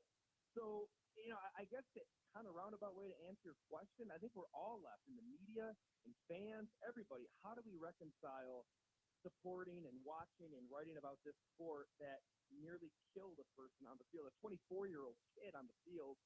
And the only answer I can come up with is, you know what, it's a platform. Yeah, they entertain us, and millions of people around the world are entertained. But knowing Damar Hamlin and knowing what he went through in McKees Rock and how much he wants to change the lives of kids in McKees Rock, the sport does good for that. There could be a dozen kids on Damar Hamlin's street back in McKees Rock that are inspired by him before this even happened. And so many of these players come from so many darker corners of America that they can serve as a true inspiration playing professional football. So that I guess it's kind of maybe a spin, but that's how I can kind of press on and continue to write about and really support a sport that, let's face it, it's the most violent sport on earth. Talking with Tyler Dunn of GoLongTD.com, and you can find his stuff at Tyler Dunn over there on Twitter. So I do want to talk some Packers football for a couple of minutes, and that is the fact that the Packers play, they win, and they're in. Detroit's going to have to wait and find out, obviously, and then they'll know whether or not they're winning an inning, so to speak, if and when they take that field on Sunday night. But give me your thoughts on this matchup, because as much as I want to say the Packers are on a roll, and I picked them to win, but it would be a coin flip almost to me, I still don't have that terrific feeling about this Packers team like I have with Packers teams in the past. man, I feel like they have a real identity, and it's the identity that we talked about. I know we chatted in August, I want to say, after I did that Kenny Clark story, and God, I mean, I picked this team to be in the Super Bowl, and that it's this defense that has studs on each level and a run game, and Aaron Jones and A.J. Dillon that can punch teams in the mouth, one of the best offensive lines in football, and a quarterback who has seen it all, lived it all, and can make the right throw in the right moment still. They finally have kind of gotten around to that. It took a bit, and it took, I mean, I'd probably a little swallowing of the ego from the quarterback to hand the ball off more, but give Aaron Rodgers credit. He's done exactly that. He knows that this is the best mode of operation for this team. Get it to Jones, get it to Dillon, trust the offense, and they're on a roll. So I like Detroit a lot. I think that they bought into everything that Dan Campbell believes in. They're really built from the inside out. I actually spent a lot of time with their offensive line earlier this season, and they really do believe in what they're selling, and their offense is a machine when it's really cooking. But at Lambeau Field, I have a hard time betting against Green Bay right now because they've got something working. I mean, I'm a big believer in momentum, manifestation, and all that stuff Rodgers talks about, right? They got something working right now. They know what they are identity-wise, and that's a hard thing. I think there's a lot of teams in the NFL, maybe they call really good plays or they have a lot of talent, but they don't really have principles and core belief in how they can win. Green Bay kind of found that at the right time. Yeah, I was going to say things have started to click, and now here's the next question. Defensively, things are clicking. So for all the angst and all the anger that has been directed towards Joe Barry, the defensive coordinator, do you think Joe Barry over the last 3-4 weeks has in some way, shape, or form saved his job? And I think, people ask me that all the time, and I think, well, I think you're only as good as your next game. Suppose they just get blown out by the Lions, then no, I don't think Joe Barry has saved his job. But if this team wins these final 5 games to put themselves in the postseason, they do it with more defense than they do offense, does Joe Barry save his job? So, which is wild to think when they gave up 363 rushing yards to the Philadelphia Eagles. When was that? Not a month ago? Not too long ago? Right. They've really kind of found themselves, and if they win and they get in the playoffs, I'm not sure how you can fire them because the defense has been opportunistic and playing well. And on the flip side, if Detroit, if their offense lights it up, I never want to put too much into one game, but I'm kind of with you. I feel like this game could really tilt it either direction. I mean, if Jared Goff throws for 4 or 5 touchdowns and they're running the ball at will, it'd be hard to justify. And that's how the NFL works. I mean, it sounds crazy to say, but we've seen coaches fired for one play, let alone one game. And this defense has been such a mixed bag all season long that, yeah, this is their Super Bowl right now. I mean, they've got to win it, and they've got to perform on that side of the ball. Hey, Tyler, before I let you go, so are you you say you find it very hard to pick against the Packers at Lambeau Field in this particular game, correct? Yeah, I'd go with Green Bay at Lambeau with, that run game and that defense really clicking. I think Green Bay wins, and I think they get in. So now let's propel it forward. Packers do get in. Let's say they face San Francisco.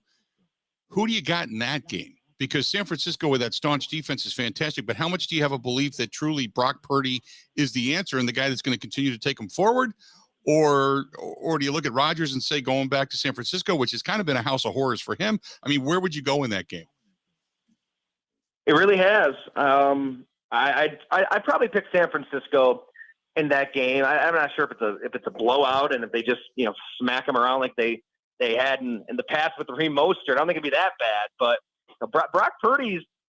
I think we have a tendency to think you need a star stud quarterback, and then that player makes everybody else better. That's how it's been for the most part in our lifetime. But the last couple of years, we've seen these front offices and these teams say, okay, you know what? Let's just go spend and draft some stars at other positions. Let's support that quarterback. And we kind of just need a distributor, a playmaker, somebody who isn't going to screw up.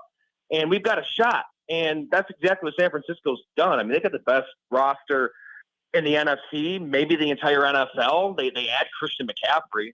and their defense is obviously loaded. If Brock Purdy doesn't turn it over, and he hasn't turned it over much, I think San Francisco is going to be hard for anybody to beat. Good stuff as always, Tyler. I appreciate it, buddy. What do you guys got? What are you working on right now if people want to come in and read? Hey, really appreciate that, Bill. Yep, golongtd.com.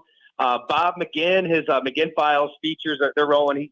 He did a big deep dive on Peyton Manning that we'll have live next week. And I spent a little time around the Cincinnati Bengals ahead of this game that never happened myself. So I have a profile on DJ Reader, who's just an unbelievably fascinating guy. So, yeah, and then obviously we know where the bread is buttered. So we're going to get back to those Packers soon, seeing how the season goes. Absolutely. Good stuff, buddy. And we'll talk to you soon. Okay. Anytime, Bill. Hey, thanks so much for having me. There you go. Tyler Dunn of golongtd.com. That is golongtd.com.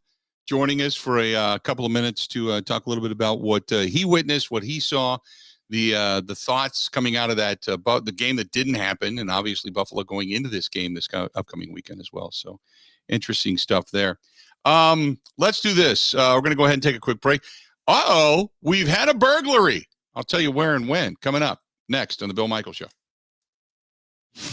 This is the Bill Michaels Show on the Wisconsin Sports Zone Radio Network. This January, hit the road to riches at Potawatomi Casino Hotel. Play each day for thousands in free play and entries into the big $200,000 grand finale. The more you play, the closer you get to big money. So hit the road, Jack, or Jill, or whatever your name might be. The road to riches, only at Potawatomi. For more details, visit paysbig.com/road-to-riches. Must be 21 years old to play.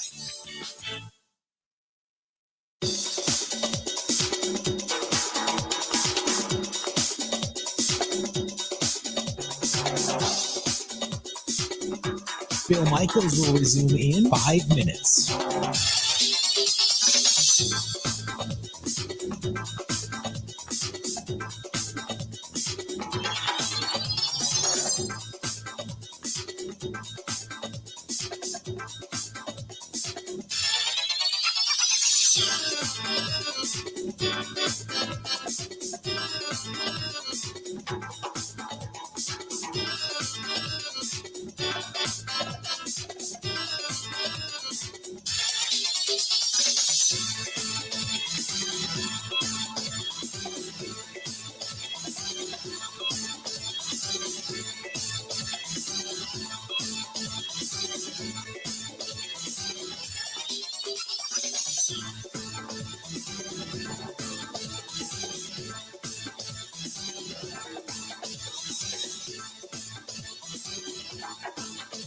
Bill Michaels will resume in 4 minutes.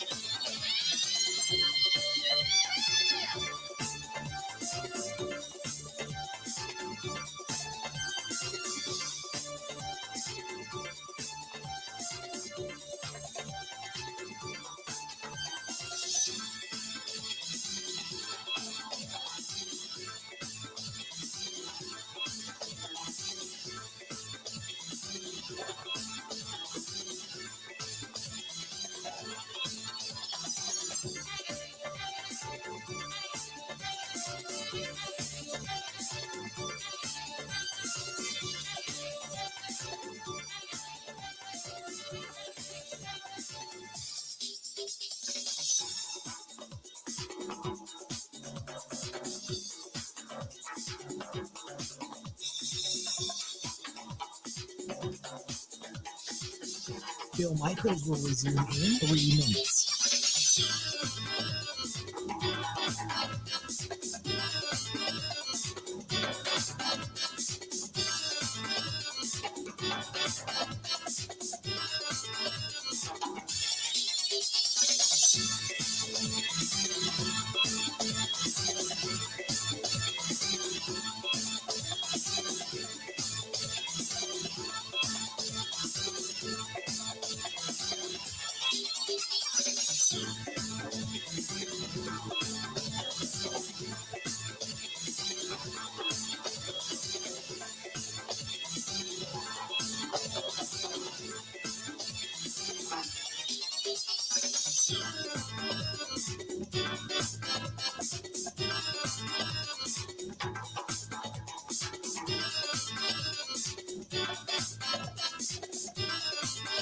Bill Michaels will resume in 2 minutes.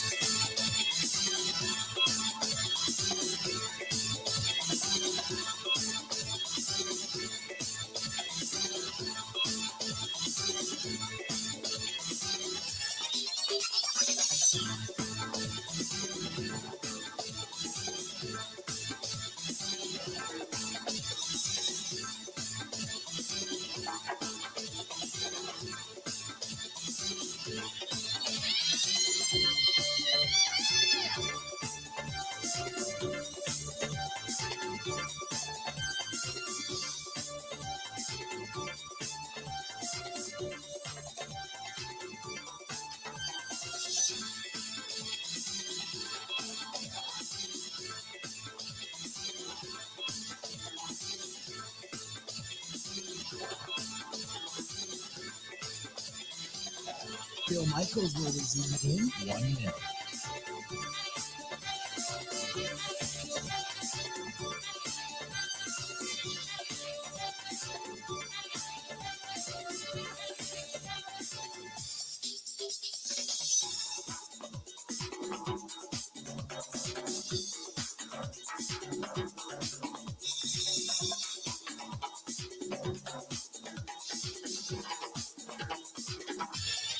Bill Michaels will resume in 30 seconds.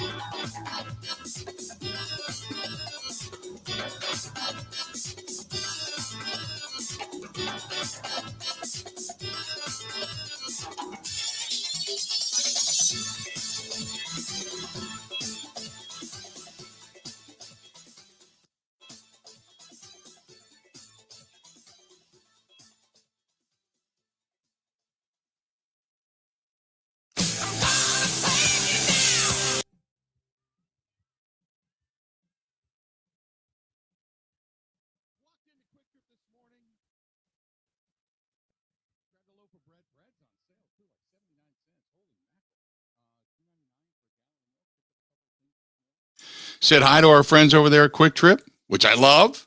And I thought, I didn't do the breakfast sandwich. I've been kind of dieting after the first of the year, like everybody does. But I didn't do the breakfast sandwich this morning, which it's funny because they know you so well. They're like, no breakfast sandwich today?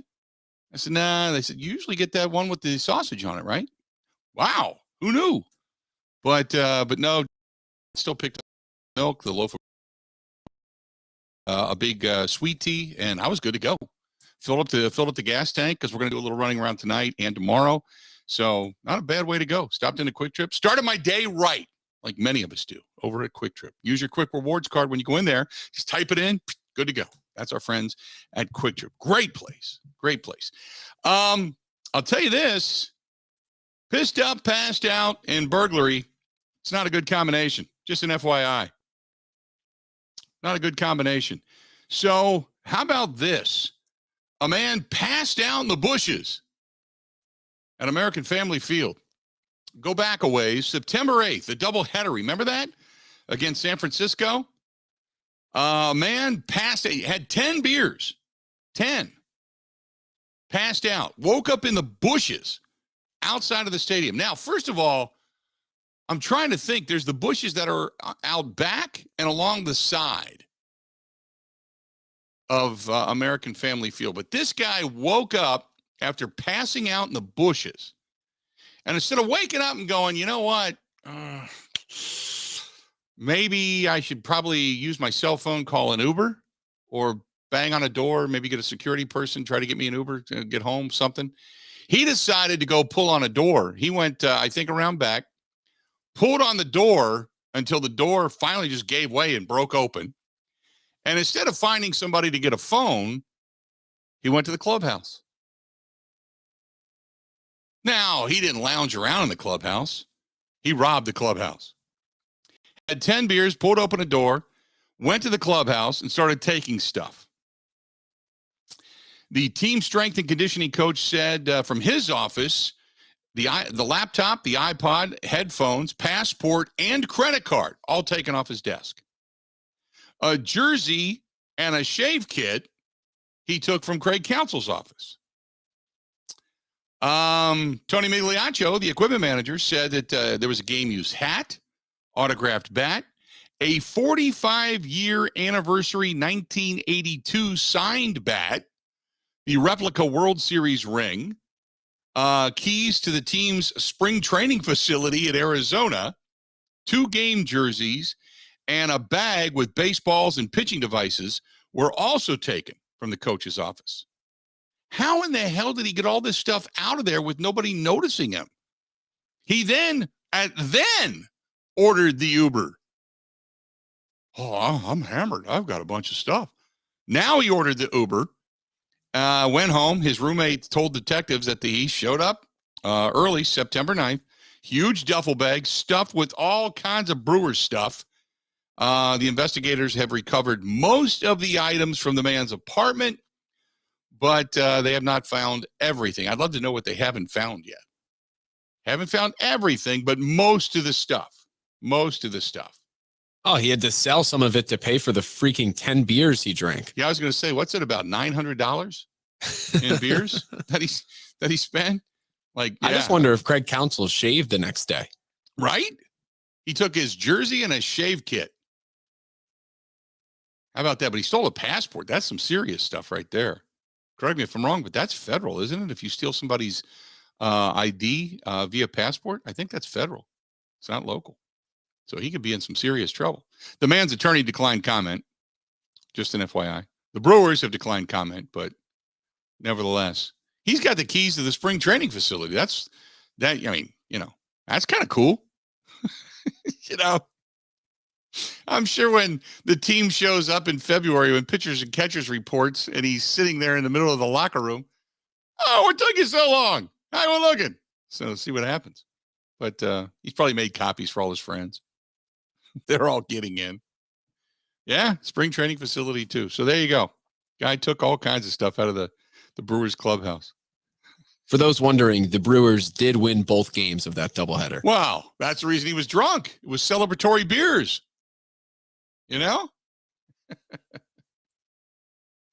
Oh, that's a good one. That's just cold right there. I don't care who you are. Over on the Bud Light live stream, the question is, and this is good.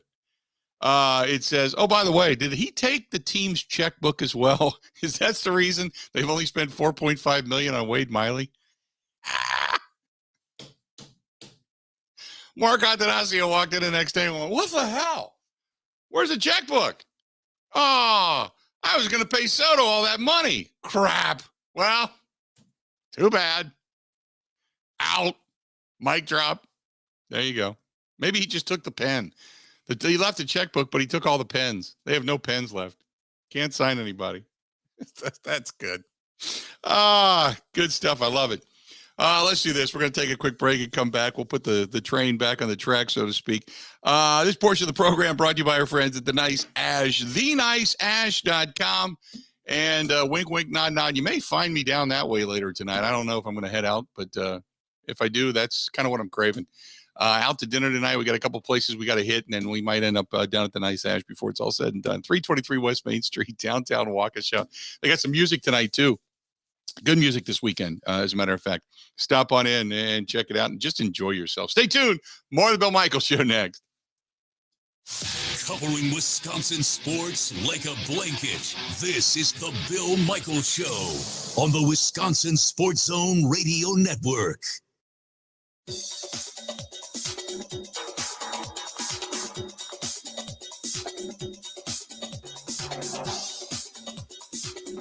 Bill Michaels will resume in 3 minutes.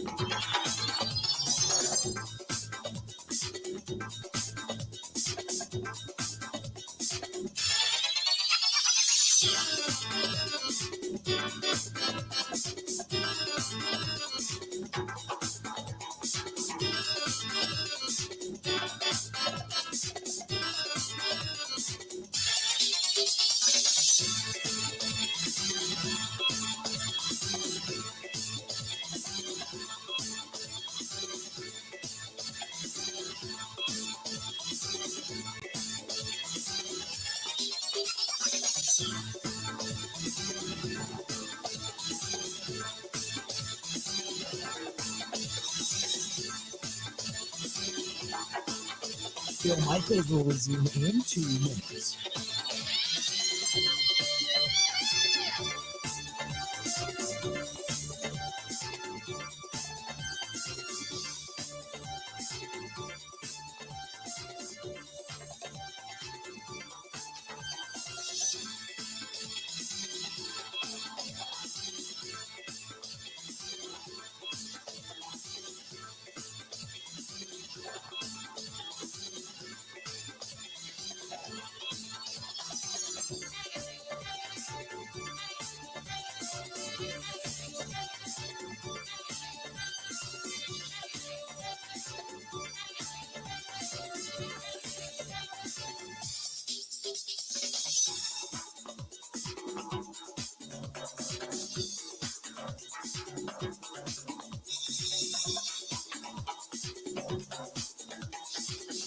Bill Michaels will resume in 1 minute.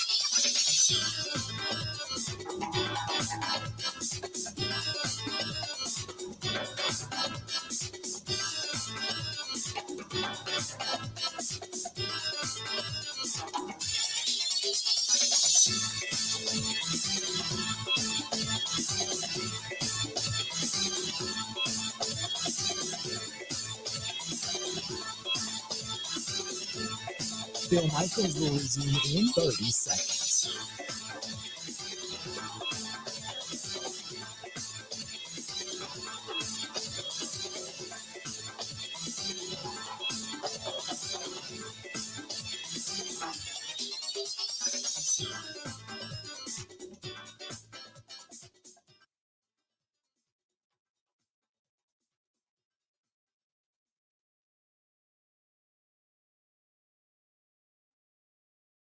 Oh, in Green Bay, here's Mike Clemens. The Packers face the Detroit Lions Sunday night at 7:20 here at Lambeau Field. Both teams at 8-8 and trying to earn a playoff spot. Hotels in Green Bay were booked solid earlier in the week. Lions defensive end Aiden Hutchinson says fellow rookie linebacker James Houston has been a real factor in the last 6 weeks. Oh, it's crazy. It's crazy when you see it. You know, obviously he had 3 last week, which he finds a way to get to the ball and he takes advantage of his opportunities, which is what you want, you know, in a pass rusher. So, you know, I mean, he's getting after it, and I think we got a pretty nasty pass rush right now. Houston, wearing number 59, is on pace to set an NFL record for most sacks per game. Matt LaFleur. Houston has shown up all over the tape. I think he's got 8.5 sacks, and he hasn't even played the whole season. So I think he's been a great boost for that defense. You can see his number one, his ability to get off the football, and then his ability to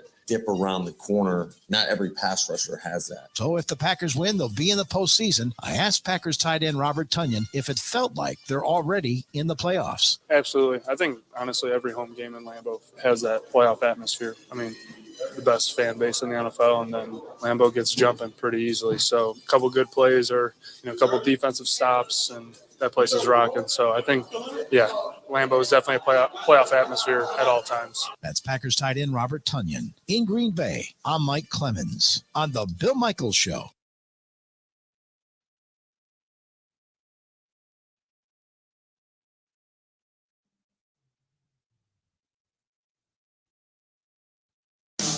Welcome back to the program. I know the weather is not frightful. It is not bad. And if you want to think warmer thoughts and you are starting, like Ben, to get into the golf season as you have golf on TV this weekend, maybe you want to hone your swing, go to Lux Golf Bays. Lux, L-U-X-E, luxgolfbays.com. That's luxgolfbays.com down in Franklin, Wisconsin. Beautiful facility, and the bays are heated.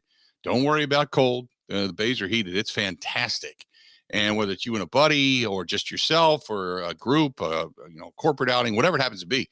I mean, Lux Golf Bays. Go to Lux, L-U-X-E, luxgolfbays.com. That's luxgolfbays.com. They have a bar. They have food. They have everything down there. It's just a good time, a really good time. Plus TVs. You can sit back on the couches while you're in between swings. Watch some sports. So not a bad way to go. Go to Lux, L-U-X-E, luxgolfbays.com. That's luxgolfbays.com. So we all know that the field at Lambeau was criticized by the Minnesota Vikings, not necessarily because it was a bad field. It's because they didn't know how to appropriately accommodate the field because they didn't have long enough cleats. So what they did was complained about it after the fact, and their offensive coordinator said, well, our guys should have known this, and we emphasized this, and they didn't want to do it, and they didn't want to listen, so guys were falling down. Jamal Williams, he knows a little bit something about Lambeau Field. Take a listen. Sliding all over the place last week. Do you have any insight on the field conditions? Just put on the studded things and stop trying to look cute. That's it. Like, just play with the field. I understand people are scared to put them on. I don't know why. Honestly, I feel like it helps a lot. That's what helps me a lot when it's raining and it's muddy and all that. I'm like, just put on the studders and go out there and play ball. Don't try to go out there and put on your little fancy, cute shoes because they're cute. You know what I mean? Or whatever you think they are. And you out there slipping. And then after that, then now you got to use that as an excuse. So we don't want excuses. We want to go out there and perform and go out there with a dub. So. There you go. So don't put on your – in other words, Jamar or Justin Jefferson, don't worry about your cute shoes, wearing your gold cleats and all the different sayings and things you write on stuff and, getting your gritty shoes going. Yeah, and then complaining about it after the fact. Oh, I can't believe I was falling down. No, you go out with the longer studs, you go out with longer cleats, and you work with the environment. Otherwise, you're just a whiner. Love it. Love it. Jamal Williams. The Lions are there is Ben, if I saw today a poll and it said, if your team does not make it to the Super Bowl, who are you rooting to get there? And out of the NFC was the Lions. Out of the AFC, it's now the Bills. Would you agree with that? Yeah, definitely. I would throw the Jaguars in as well. Okay, yeah, for the fun. You're on that Jaguars bandwagon big time. I could go along with that. I'm a Doug Peterson fan. I would certainly be, all in on that. Yeah, Jaguars would be kind of the underdog. Yeah. The rest of the NFC is also kind of despicable, right? Like the Giants and the Niners and the Bucks and Brady. Yeah. That's the Lions are those lovable underdogs that haven't been there. Right. You can get behind the guys, even though they are still like a divisional foe, but they've been so bad for so long that I feel like there's not really that hatred. Yeah, I can go along with that. I'm just kind of thinking, who would I be rooting for if it wasn't Packers? Certainly I could, I told you at the beginning of the season, I'd be all in on the Lions. I think the Lions are kind of become the dark, being on Hard Knocks with a lot of insight, especially after we realize that Dan Campbell is the godfather of Chris Farley in some way, shape, or form. It's the same speeches that they use, which are hilarious. But yeah, I could go in that direction. Jacksonville. I mean, Buffalo's going to be the sentimental favorite. Buffalo's who I picked to win it at the beginning of the season because I just thought they were the strongest team. And now, obviously, with everything that's gone on, and they're still a very good football team and a very dangerous football team, but now with everything that's gone on, they become kind of that fake. Can you imagine? Just think about this for a minute. Can you imagine if Buffalo does win the Super Bowl and they decide, and Damar Hamlin cannot come back and play? His playing days are over. Can you imagine the ring presentation to him in Buffalo? Oof. You're talking about an emotional moment. Holy mackerel. Be big time. 877-867-1670. Coming up after the top of the hour, Dan Miller, play-by-play voice of the Detroit Lions, is going to be joining us, and we'll talk with him about this Lions team and what has suddenly made, why everything kind of fell into place for them after they knocked off the Green Bay Packers. And remember, the one thing we were talking about earlier, I mean, this Lions team has been good. They've been a team that's been able to score pretty much all season long. It's been their defense that really kind of cost them. I mean, you got to figure they lost to the Seattle Seahawks. That was bad. That game was in the 40s. Both teams was 48-45, I think. Now, they did get completely just blanked and beat up, though, to the opposite end of the spectrum by the Patriots. They got drilled by the Cowboys 24-6. So in a matter of a couple of weeks, they scored a total of 6 points. And then they finally bounced back a little bit. They still lost to the Dolphins 31-27. Then they beat the Packers, and they've been on this remarkable run ever since. They've been 7-2 in their last 9 games. and scoring a lot. Their defense has played better. So we'll talk with Dan Miller, play-by-play voice of the Detroit Lions, about all of this coming up, about Jared Goff's play. Obviously, Jamal Williams only a few yards away from reaching the 1,000-yard mark. He's also been a scoring machine in the red zone. So we'll get into that discussion. What makes this Detroit Lions team so good? And after years of toiling away in anonymity, all of a sudden, the Lions, Dan Campbell, at one point last year, they thought this guy was kind of a buffoon. And now he's a wizard. He's got them all on the same page, playing extremely well. So we'll hear from Dan Miller, play-by-play voice of the Lions, coming up. Stay tuned. A lot more of the Bill Michaels Show right around the corner.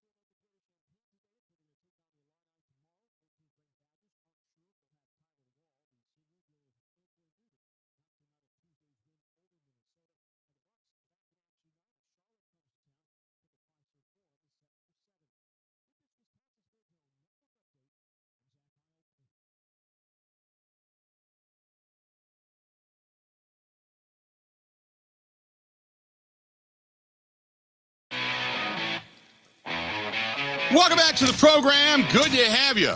Bill Michaels Show on the air. Hour number 3 of the program on a Green and Gold Friday. Packers getting ready to take on the Lions Sunday night, Lambeau Field.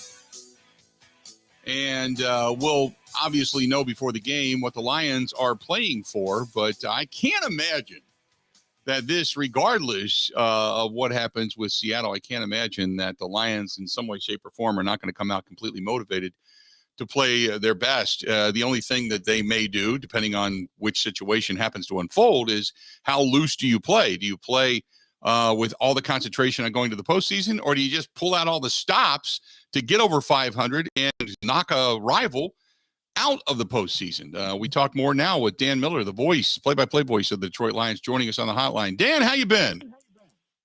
Bill, I'm good. How you doing, man? I'm doing good. So did you kind of bemoan the fact that you're not playing at the same time the Seattle Seahawks are, so that way there's no scoreboard watching because the team's going to know what they're playing for when they get into that game on Sunday night? I don't think so. I mean, I think, look, it felt like a really long, 36 hours where we were wondering what time the game was going to be. And we heard, that it could be 4 because they put him at side by side with Seattle. Then we heard that NBC really wanted Aaron Rodgers in Green Bay in that night game. And, I don't think Lions fans really felt strongly one way or the other. I mean, whatever's going to happen between Seattle and the Rams is going to happen. And you know what? This is a game against Green Bay on national television. This team, other than Thanksgiving Day, didn't get any national television games this year. So I think, Lions fans kind of look at it as a nice reward for a season that is, featured a heck of a turnaround. And I think everybody feels good about it. And I think, Dan Campbell has been selling it from the moment it was announced and really getting into it this week that this is a great opportunity for a young team to go in there and get a feel for what this is all about. So let's say they're not playing for a playoff spot on Sunday night. And I said it could almost be more dangerous for the Green Bay Packers because Dan Campbell has been known to just do anything to get a win. I mean, it's fake punts, it's onside kicks, it can be going for it on 4th down in your own territory, whatever it happens to be. They've been good at that all season long. So I can say that if he doesn't have to worry about making a mistake that would cost him the postseason, go for it, right? Yeah, I mean, I think if they're not playing for anything, they'd probably just rest the starters and just see what happens. But no, kidding. I think that if this game is not for a playoff berth, look, I can't sit here and predict how that affects all these guys because there has to be something of a letdown there. But if there's been one kind of trait, characteristic that we've had from Dan Campbell's teams, it's that they play hard. And I have no doubt that you got a bunch of young guys on this team, a lot of whom have never played under a spotlight like this before, who know that they're the only game on, that everybody that they know is watching, and they take a lot of pride in what they do. And we've seen that here. That's been a hallmark of, as I said, this Dan Campbell team. So, look, it's that part of it's kind of hard for me to wrap my arms around. All I could do is go by what I have seen, and that is that these guys give maximum effort all the time. Last year they were 0-8 or whatever, and giving maximum effort, and 3-12 or whatever the record was last year, and playing hard. So, look, I anticipate that they're going to make a very, very good accounting of themselves, whether it's for a playoff berth or if, in fact, Seattle wins and it's only Green Bay winning it in, then I think they'll be fired up about playing a division rival and having a chance to knock them out. What has been the change in this team? We watched them beat the Green Bay Packers and Aaron Rodgers uncharacteristically just not a good game at Ford Field. Since then, 7 out of the last 9 games, the Lions have won. And let's start with the offense. And they've been rolling. They're one of the better offenses in the National Football League. They get rid of Hawkinson, and I'm thinking this is the beginning and the end. And instead, they've just been able to pick up where they left off, like without missing a beat. What has been so good about this offense? They started taking care of the football.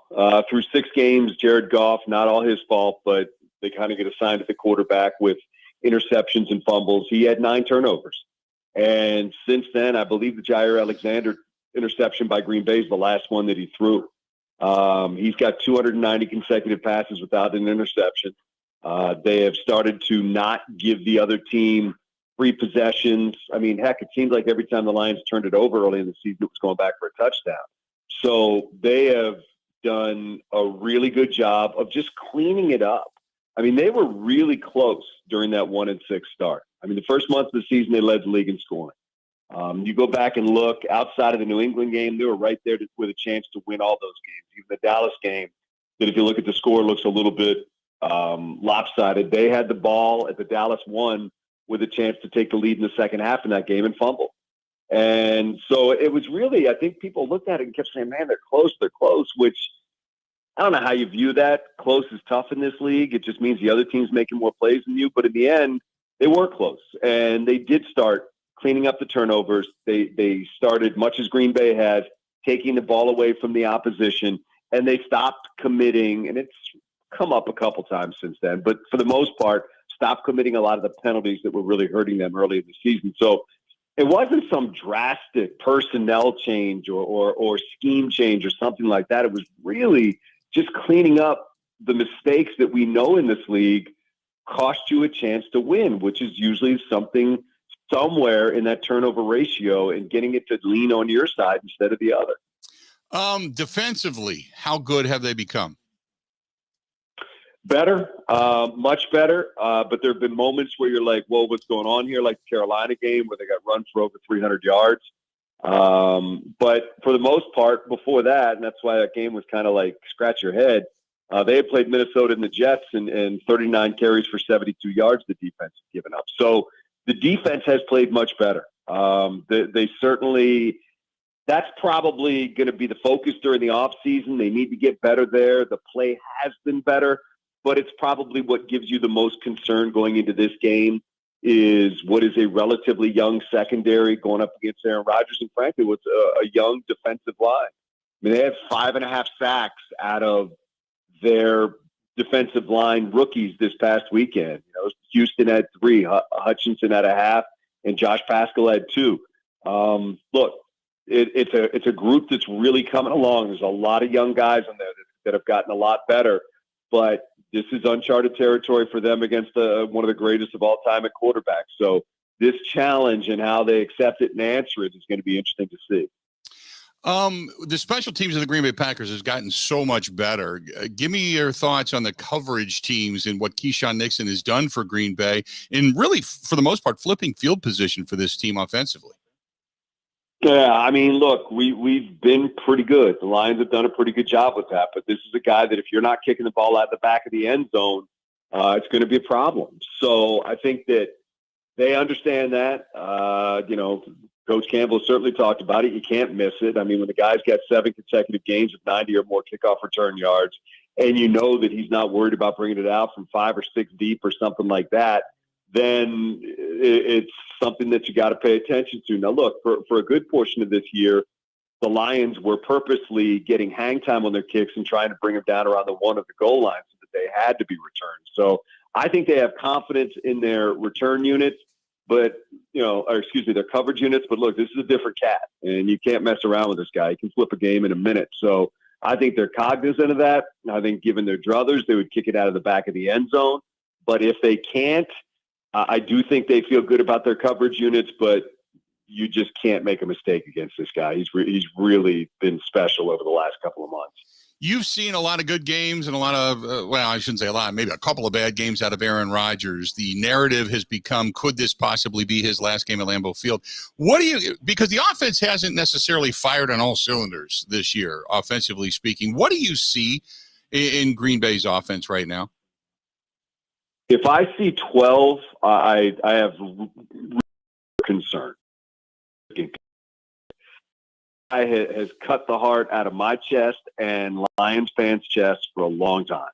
And when you think you have him down or you hear that things aren't going well, that he's starting to show his age, he figures out a way to show you that's not true. I mean, look, he's a great player. And I don't have to tell anybody there that. But there's nothing but respect from here for him and what he does. Look, people may not appreciate the fact that he points out, certain things about the Lions and his little shot on whatever that was, Sunday night, Monday Night Football or whatever, about the Lions not being an over 500 team. I mean, we hear that. We get that. We also know that's him, and that's how he motivates himself. And I've told you this before. In all my years of doing it, he's one of 2 guys that I look at and just feel like he has ruined more days for me than anybody else. The other one is Daniil Hunter from the Vikings, who just seems to own the Lions and has big games against the Lions. But look, what I see is a quarterback who is playing within the offense. They're running the ball extremely well. It doesn't mean he has to throw the ball for 350 yards. It just means he has to lead, and he does that. He's great at that. So it's going to be a massive challenge. And look, he understands his spotlight. He's been here before. He knows what's on the line. He knows what it would mean to be able to stand up there and say to all his critics, you guys counted us out at 4-8. We're in the playoffs. You know where you can go. So, I mean, that's sometimes how the great ones motivate themselves. And that's sometimes how, they're able to accomplish the great things that they're able to accomplish. So I anticipate this is going to be the same Aaron Rodgers that we have seen for a long, long time, and it's going to take the kind of defensive effort that the Lions understand they have to have, which is Herculean against that guy, and find some way to pressure him and try to get him to make a couple mistakes. I don't anticipate he'll have the kind of game that he had at Ford Field. As you said, that was uncharacteristic. So you're going to have to be at your best because you better anticipate he's going to be at his best. The season itself for the Lions, overall successful? Because I said anywhere from 6 to 8 wins, and they're on the upturn. So is that the way people are feeling right now? Or, if you don't win this game, then it still has the mark of failure? No, I think I think there will always be a faction of fans that have, been kicked around for 50 plus years, 60 plus years by this organization that, will always hold them to, well, if you're not winning a Super Bowl, that's not good enough. So, but I think most people that look at this organization in the second year of a massive rebuild, coming off a 1-6 start and getting back to 500 and now having a chance to get over 500, would look at this and say, you know what? You can point to many players on this depth chart that are first year, second year, that are getting better, that are part of the reason for this turnaround, that allows you to understand there's a foundation being laid here. And the vision that Brad Holmes and Dan Campbell have is coming to fruition. And regardless of what happens in this game, and certainly it's not to say they don't want to win it and don't hope that they get some help and can get in the playoffs, but regardless of what happens, I think anybody who is unbiased would look at this and say, this thing is headed in the right direction. It's real. It's built on a firm foundation of young players improving. You have 2 first-round picks, 2 second-round picks, and money to spend in free agency. And based on what we have seen over the last 2+ months, you go into next year anticipating nothing less than this team will compete for the NFC North title. Nothing less. Good stuff as always, Dan. I look forward to seeing you on Sunday. I appreciate it as always, too, okay? I appreciate you. We look forward to being there. It's always fun. Thank you. Thanks, Dan. Talk to you later. There you go. Dan Miller, the voice of the Detroit Lions, joining us for a couple of minutes and giving us a breakdown. Look, they know they're on the uptick, and like he said, it was a massive rebuild. But as he said, when you have 12, who's broken their hearts so many times before, when you have 12, anything can happen. So now you wait and see. 877-867-1670. Good stuff from him to be joining us. Hey, our friends over there at Cruise Planners, they want me to remind you that Kirk and the company over there have terrific deals right now on cruises. It's wave season, as they call it. They have Black Friday specials and such that keep going all the way January through March. So there you have it. 262-3, and they can do this anywhere in the country, by the way. Anywhere you listen to us, they can put packages and deals together for you. 262-344-0697. 262-344-0697. 262-344-0697. From cruises to land tours, completed packages, all kinds of vacation packages as well. They specialize in all types of travel. They would create an unforgettable vacation for you. And they can even do financing. You can put money down, whatever. I mean, if you want to take the dream vacation, but you think I can't afford all of that at once, they can finance it too. 262-344-0697. 262-344-0697. Again, 262-344-0697. Stay tuned. More of the Bill Michaels Show. Get ready to ride the wave of adventure with groundbreaking new ships and one ultra-chic resort. For the ultimate family vacation experience, introducing Royal Caribbean's Icon class of ships, featuring thrills you never dared to imagine and a next-level chill you never dreamed possible. Or get more space, more luxury, and more connected to the sea on Celebrity Beyond. Explore Norwegian's new Prima class, designed to elevate every expectation. Or fall in love all over again at the newly reimagined Sandals Dunn's River. This is a vacation designed for you. Call your advisor today to ask about special offers and amenities. Cruise Planners, your cruise and vacation experts since 1994.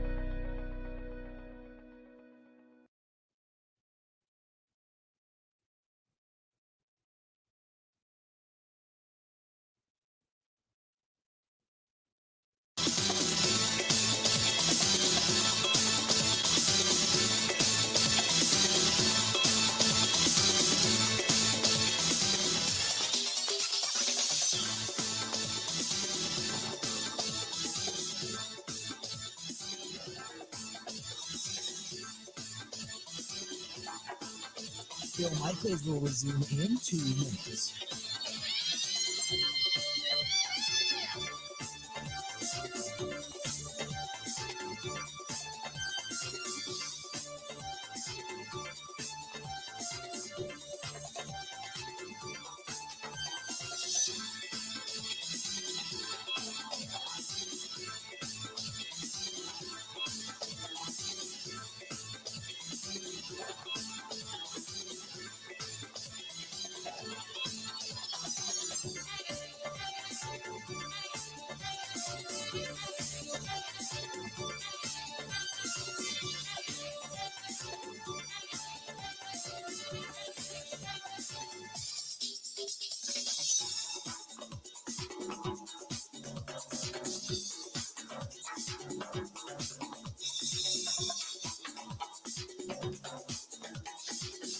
Bill Michaels will resume in 1 minute.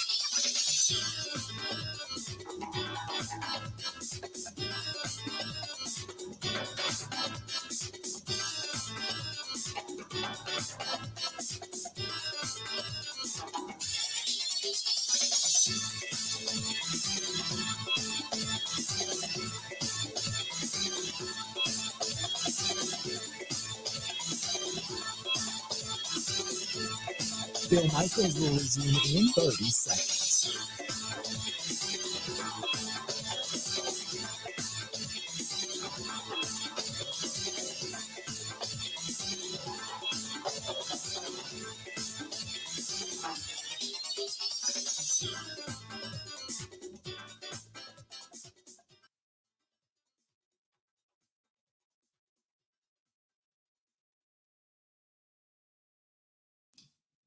I mean, we was all hoping it happened, but it's all crazy.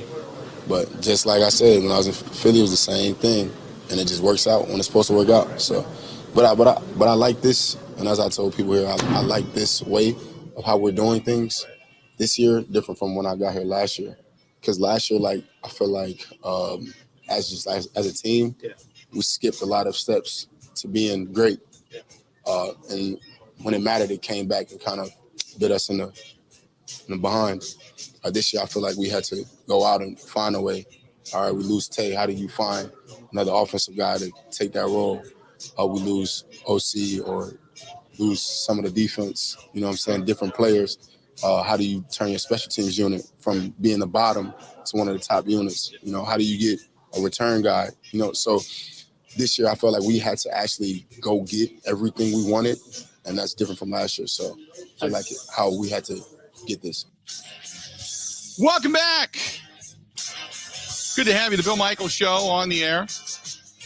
And just enjoying a green and gold Friday. And that was Rasul Douglas and the difference between last year and this year and how he likes how this year has gone.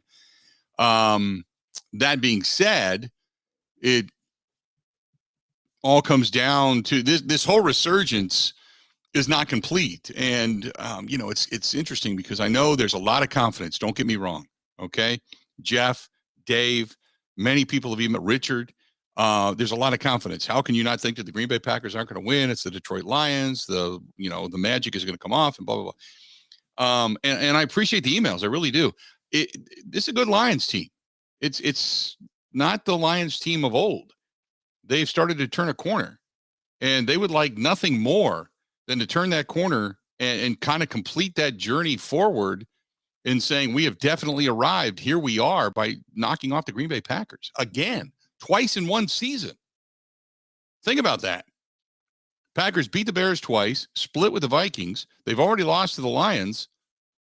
It's not easy to beat a team twice in the same season. I'll give you that, but it's not the same. It's not your same Bears or same Lions team. So I'm just going into it with a little bit of cautiousness, only for the fact that the defense has played well. Do we buy what happened for the first 2/3 of the season? Or do we buy what we've witnessed over the last couple of weeks? That is just starting to really kind of come on right now, Or do we buy into the offense hasn't been very good, but they've suddenly discovered that they can run the ball in many different facets, but still when they get into the most crucial moments, it's what you and I always figure. It's going to be shotgun, 3 wides, 3rd and 2, throw it deep, right? Have they learned from those mistakes? So, I want to buy in, but Ben, let me ask you, at what point do you say, oh, I'm a wholehearted believer in what the Green Bay Packers are doing? Oh, I thought that after Sunday against the Vikings. Really? And it might not lead to a win on Sunday, because that's kind of the nature of the league. They're 4.5-point favorites at home, which they have an advantage because of where the game is and when it is, but it's still not a big mismatch. It's not a double-digit spread. Like, that's still a good team they're playing. But I've bought into what they're doing, kind of for what Rasul Douglas said, but more so, I feel like the offense is set up so well by everything else going on, and that's what this team has needed all season. It just took until 3 weeks ago to start. The other thing, and this is brought up by Mark over on the Bud Light live stream, and that's a good point. The Lions have not been out of the noon time slot all season long. Can you imagine the Lions coming into this game? Not only do they get, it's not even an afternoon game. It's not even an afternoon game. It's a game in which, oh, by the way, they're in prime time, the signature standalone last game of the regular season type of game that they get against the Green Bay Packers. So they're going from, hey, we're just trying to, like waving their arms, going over here, we're still a football team, to now you got it all. The whole narrative, Aaron Rodgers, the resurgence of the Packers. Can the Packers get in the postseason? Who is going to be most dangerous? One of the teams that started off so slow, and look at what they've done. Another RELAX, run the table, whatever. And, oh, by the way, they're playing the Lions. And the Lions are right there going, look at us. We're a football team, and we want to knock them off. How impressive that would be for the Lions to be able to do that. Now, from the Packers' perspective, they're just trying to say, hey, we need to complete the journey that we started in the fourth quarter against Chicago down in Chicago. We just need to complete this thing to be able to continue to move on. We'll worry about who's next week, but right now you just got to complete this thing. And then you've got the kind of subplot along the side of it that is, Aaron Rodgers, could it or would it not be, and whatever, the last game, Lambeau Field is a Packer, blah, blah, blah, blah, blah, whatever. But all of that's going on. And then you've got is Joe Barry now solidified himself back? Yes or no? Will the offense be better? Yes or no? Everybody's back? Yes. So you got all of those storylines to go along this thing as well. A very interesting Sunday night coming up at Lambeau Field. ESPN Steve says they're going to the Lions are going to need a nap before playing the Packers. They might. I mean, they have had season every press conferences, practice, Thursday practice, same time, same meals, same times, every Saturday. Fly out to the hotel, same meeting, same walkthrough, same, big ballrooms, and then same curfews, same time to go to sleep, same time to wake up, same time for the buses, same time for the arrival at the stadium, all of that. And now all of a sudden you're like, whoa, wait a minute. We're going to change a few things. Sunday? Wait, we're going to wake up there on Sunday morning? We got time to eat together? This is going to be weird. Football players are creatures of habit. They haven't done this before. So very, very interesting day coming up for the Lions. Yeah, big time. 877-867-1670, 877-867-1670. If you want to find us, please feel free. Go ahead and do so. Tyler says the Lions aren't used to this kind of spotlight. They will crumble. Look for Jared Goff to go and hide. I think the defense is going to put enough pressure on him to cause him to throw a couple of picks. I look forward to a big win on Sunday night. That is Tyler. Cheers. This one's from John, who says, big weekend of Packers football. I don't feel good about this game, but I'm still going to pick my Packers to win. Have a lot of faith that they're going to pull this one out. The question is that everyone is asking, will this save Joe Barry's job if the Packers win playing solid defense? I can't stand Joe Barry. I can't stand the earlier portions of the season where he looked terrible. His team couldn't even tackle. They were fundamentally unsound. That falls on the head of Joe Barry. It can't save his job, can it? It can. I think people are almost afraid to win. That's kind of how people feel. It's like, oh my God, I want my Packers to win. Come on. Oh my God, but if they win, they're going to keep Joe Barry. Crap. Oh, God. I wish they could win 55, 54. Just win and get in. The offense is back. Rodgers is back, but the defense is bad. So that way they'll still fire Joe Barry. I think that's where people are at. I really do. Ben, would you agree that people are like, I hope they win, but I hope the defense plays bad enough that Joe Barry gets fired, but I hope they win.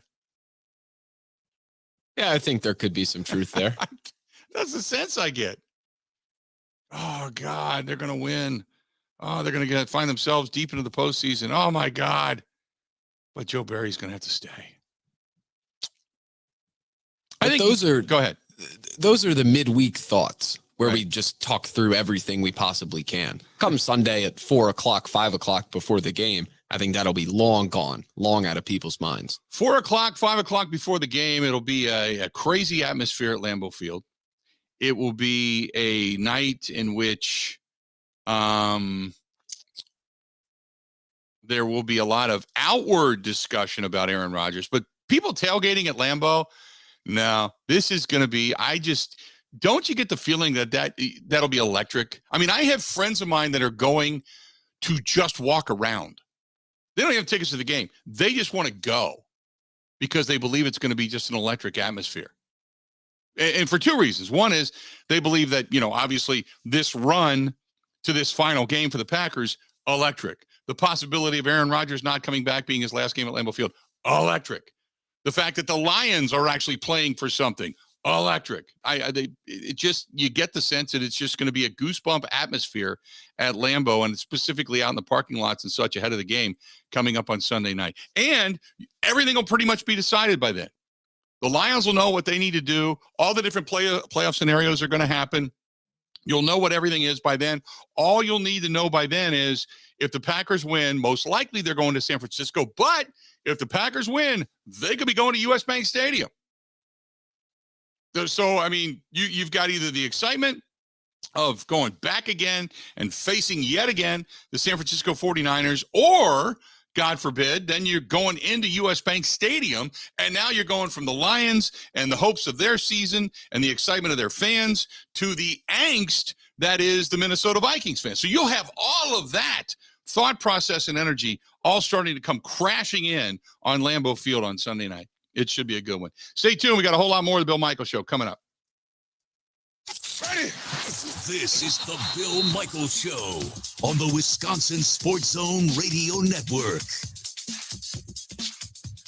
Even when the weather outside is frightful, your energy bill could be much more delightful. Hi, I'm Gina Della from Pella. Replacing drafty windows and doors can dramatically lower your energy costs. Pella Windows and Doors of Wisconsin offers some of the most energy efficient windows in the industry, designed to keep the cold outside where it belongs. You'll help kick the January blues when you choose to book by the 31st for 0% interest up to 2029.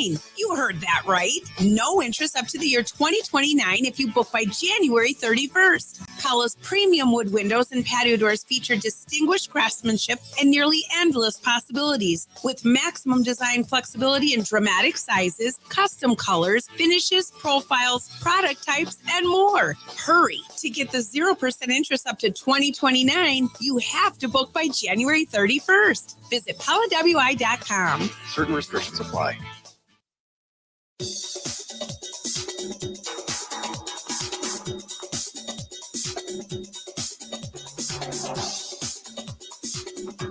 Bill Michaels will resume in 5 minutes.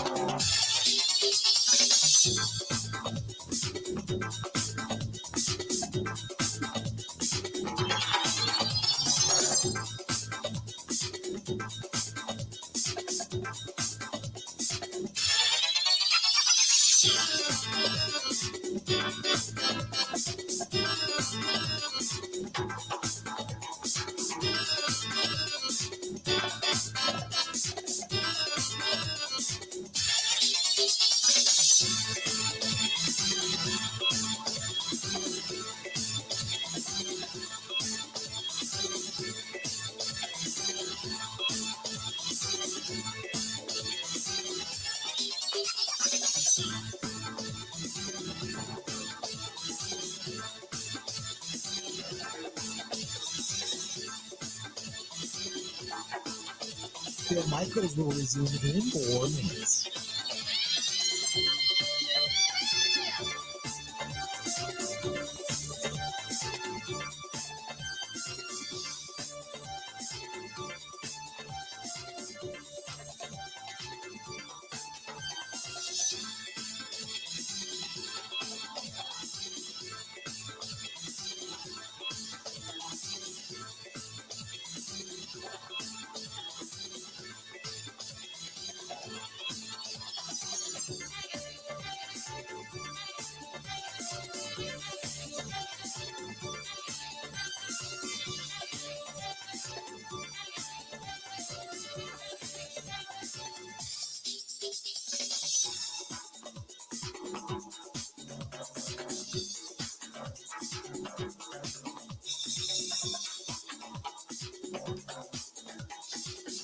Bill Michaels will resume in 3 minutes.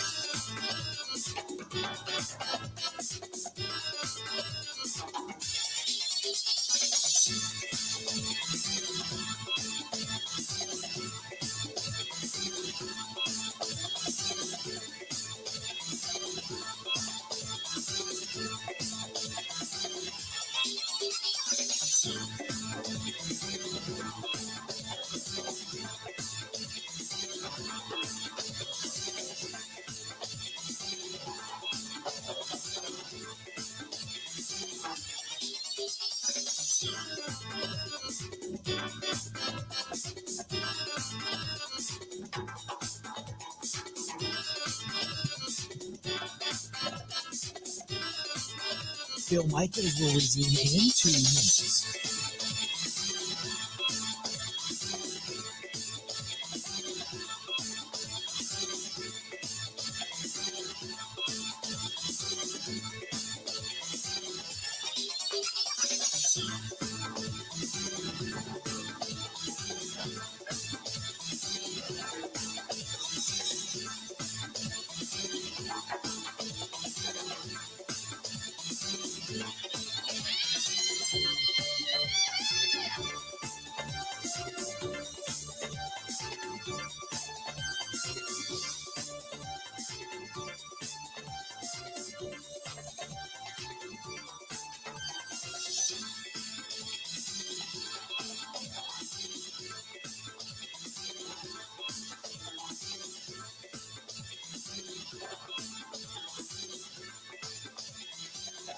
Bill Michaels will resume in 1 minute.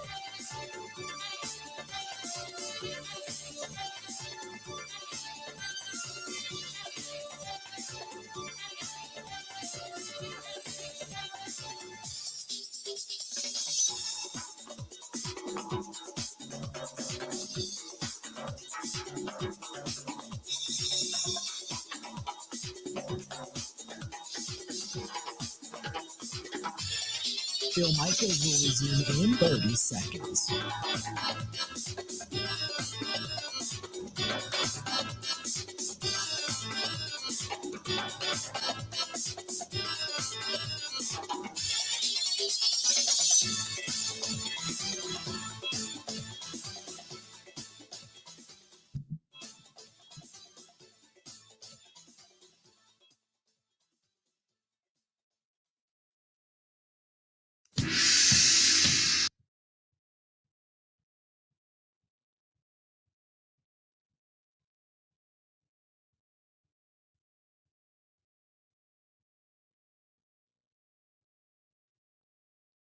Welcome back. Good to have you.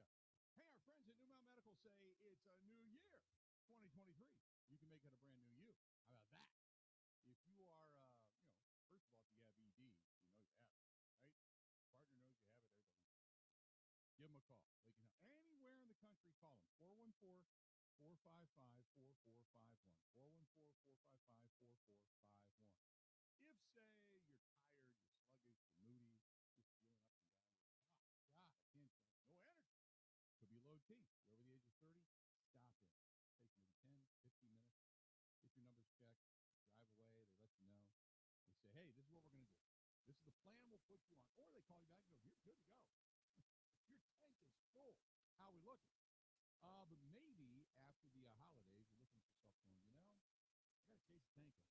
I need to lose some weight. Going to be coming into the summer months. I'd like to shed maybe 10, 15, 20, 25, 35, 45 pounds. By the time t-shirt weather gets here, yeah, I need to do something. Call my friends at New Mail Medical Center, 414-455-4451. 414-455-4451. Again, 414-455-4451. That is the New Mail Medical Center. Just give them a call.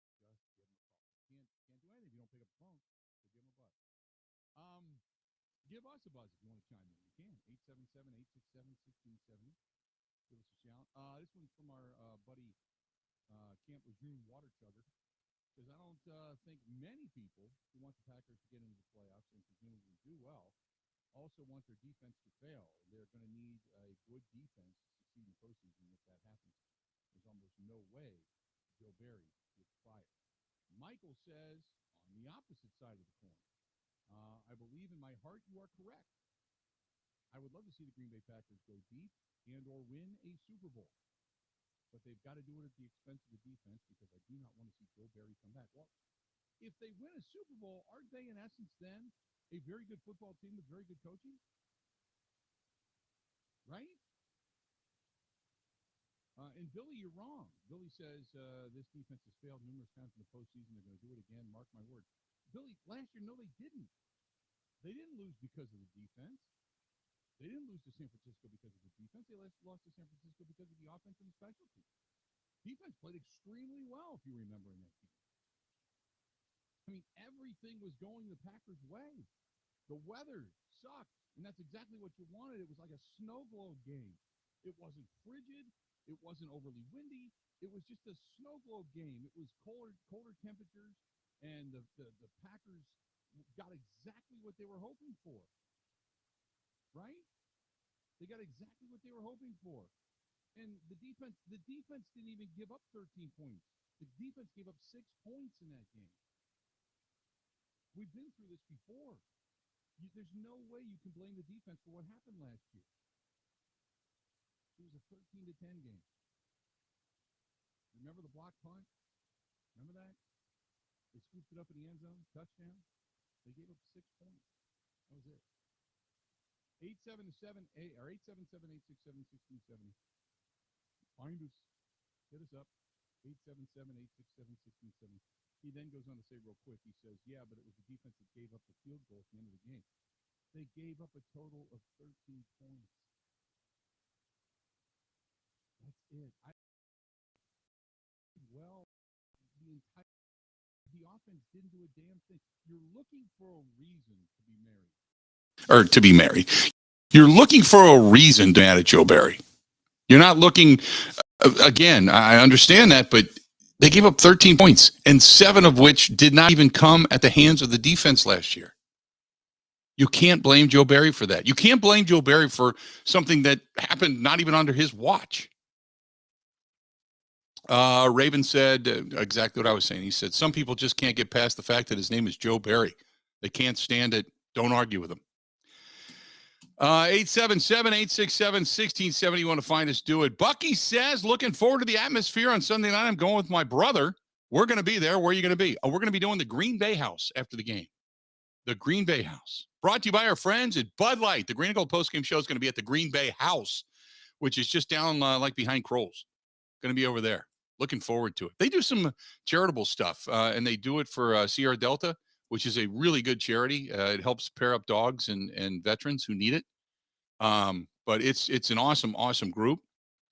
And we're going to be over there. And they raised $9,000 last weekend when we were there. It was awesome. It was just awesome. So we're going to be over at the Green Bay House again on Instagram. There's pictures and videos and such. At it. So that's how we found them. So looking forward to that. That's where the Green and Gold postgame show is going to emanate from, coming up on Sunday night, right after the game. So from about 10:30-ish to midnight, we're going to be on the air there. Looking forward to it. And will it be a postseason celebration for the Green Bay Packers? A running back, if you will, just to get to 9 wins. Should be fun. Ben, where are you watching the game from on Sunday night? By the way, now that I think about it. That's a good question. Probably at home. I don't know. I might go out to a bar, but usually, in my older age, I tend to spend Sunday nights on the couch after an active weekend, if you will. All right. I can see that. Just relaxing, chillaxing, taking it easy. Well, now that you got a building with heat and air conditioning, you might as well enjoy it, right? Oh, it's been great. I have no complaints at all. Okay. Oh, my goodness. Let's see here. Let's go. We got Don. Don writes in the email inbox. He says, hey, Bill, I love the program. They are listening in Appleton. Said the team will get here a day early as always, and they stay in Appleton, then they bus up. What time do they bus so we can wave at them one more time before they go past? Don, I have no idea. Well, look at it this way. Between 3.5 and 4 hours before the game is when the buses from the opposing team arrive. So I would say if the game's at 7:30, I think is the game on Sunday night, 7:30. So what, 3:30? You'd start to see them leave, I guess. I have no idea. I'm not I don't keep the itinerary of the incoming team, but that's usually a fair guesstimate. Might be the best way to put it. But other than that, I have no idea. We get some of the wackiest questions on this program. Neil says Aaron Rodgers has turned into Brett Favre. He didn't want to do it, but he's done it. Why must every quarterback who has any success hem and haw about whether or not they will or will not come back? What the hell? Do they just love the adulation and our lips connected to their rear end? He's got much more stronger language, but I cleaned it up. Neil, I don't know. I said that earlier today that apparently Stephen A. Smith told Aaron Rodgers to just shut up. And over on the Get Up this morning, they were saying kind of the same thing. Just, you just don't talk about it. Just talk about the game. Why do you always have to philosophically go down this Zen path of memories and love for the Packer Nation and Lambeau Field and everything? Why can't you just say no? Either one, I'm coming back. Two, I'm not. Or three, I'm only concentrating on the Detroit Lions rather than make all the other guys around you answer questions about your longevity and history and such at Lambeau Field for the Packers organization. I have no idea. This was Stephen A. Smith when asked about the comments of Aaron Rodgers. That bad man that is Aaron Rodgers is getting on my damn nerves. He really is. I'm starting to get annoyed with him right here. So let me get this straight. All season, most of this season, y'all play like garbage. Most of this season, you look like a shell of yourself. Most of this season, we've been waiting to see that bad man that I've been bragging about for more than a decade. Most of this season, y'all have disappointed. And after being 4-8, you win 4 straight. You control your own destiny. You got a playoff berth on the line against the Detroit Lions. After signing a contract where you're going to get about $50 million a year, your bag is secure for the future. And we sitting here with a playoff berth on the line, and you talking about, well, I might be here. It's been some nice memory. Yeah, that's some BS. That's some BS right there, Aaron Rodgers. There you go. That's bringing. Now, this is a guy that has defended Rodgers, like even beyond the line of defense. Now he's annoyed. I love it. He's the best. You know what? There are times when I just want to reach through the screen and grab him and choke him a little bit and just say, just stop talking. Stop talking. You're talking to talk. And then there's other times where like that, I'm just like, rock on. Rock on. 877-867-1670, 877-867-1670. Our friends at Pella Windows and Doors of Wisconsin reminding you that, hey, it's 2023. Your New Year's resolution is to save some money. So make it economical. Spend a little to save a lot. That's our friends at Pella Windows and Doors of Wisconsin. Do what I did. I got the new patio door, the downstairs gray room. Perfect. Temperature always staying the same. It's awesome. Get a hold of them, PellaWI.com. That is PellaWI.com, or go to 855-PELLA, P-E-L-L-A, 855-PELLA-WI. And right now, you can even go no interest until 2029. I'm not kidding. So you got to find out all the details Check out PellaWI.com or just call them for your free, yes, free in-home consultation. That is a 855-PELLA-WI. Again, 855-PELLA-WI. We got more of the Bill Michaels Show next. This is the Bill Michaels Show on the Wisconsin Sports Zone Radio Network. It's the football postseason. You know what that means? You have to up your grilling game. Nothing beats ScholzieFamilyBeef.com. That's ScholzieFamilyBeef.com.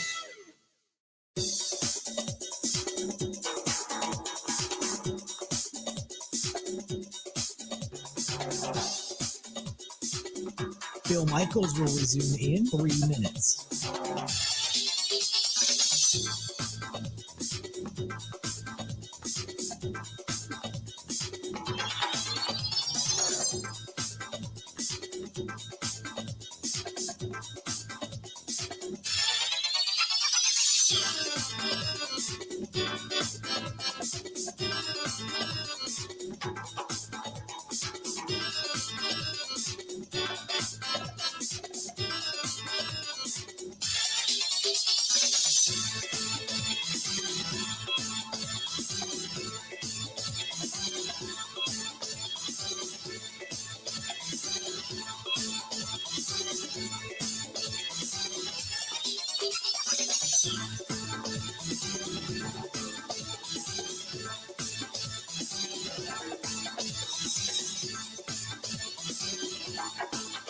Bill Michaels will resume in 2 minutes.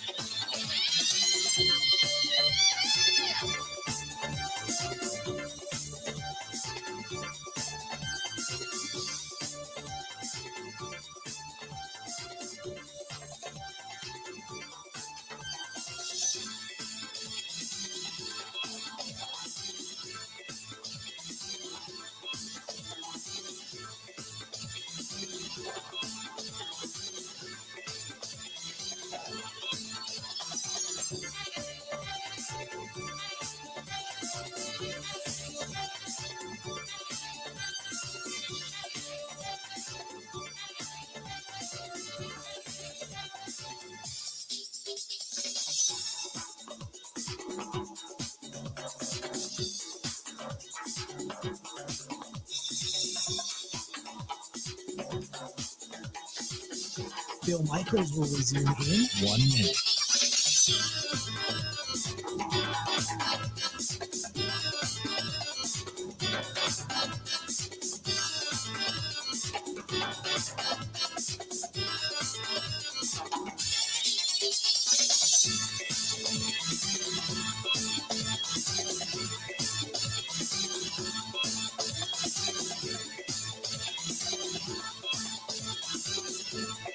Bill Michaels will resume in 30 seconds.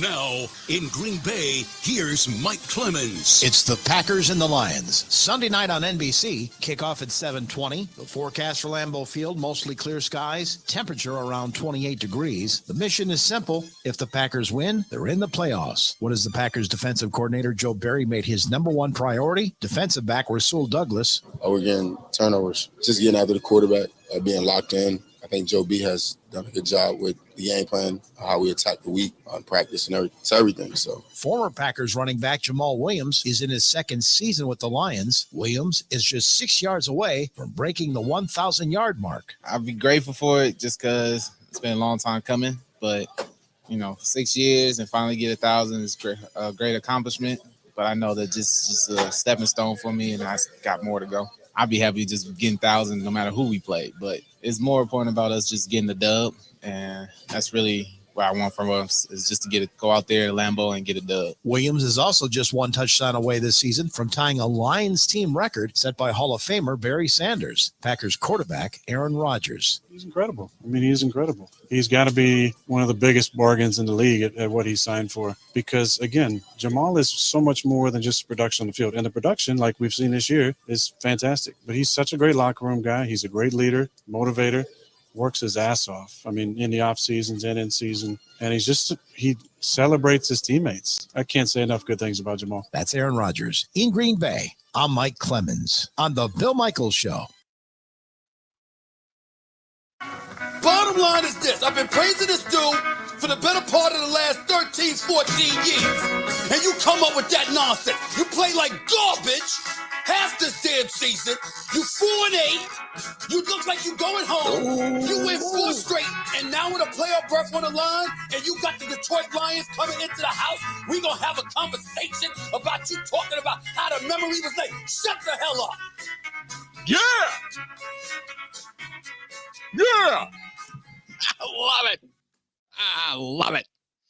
Stephen A. Smith in the second half of his rant regarding Aaron Rodgers, a guy that he has stood staunchly behind. Welcome back to the program, The Bill Michaels Show. Continuing on. Shut the hell up. I think I've said that at one point or another there too, Ben, right? Good stuff. Good stuff.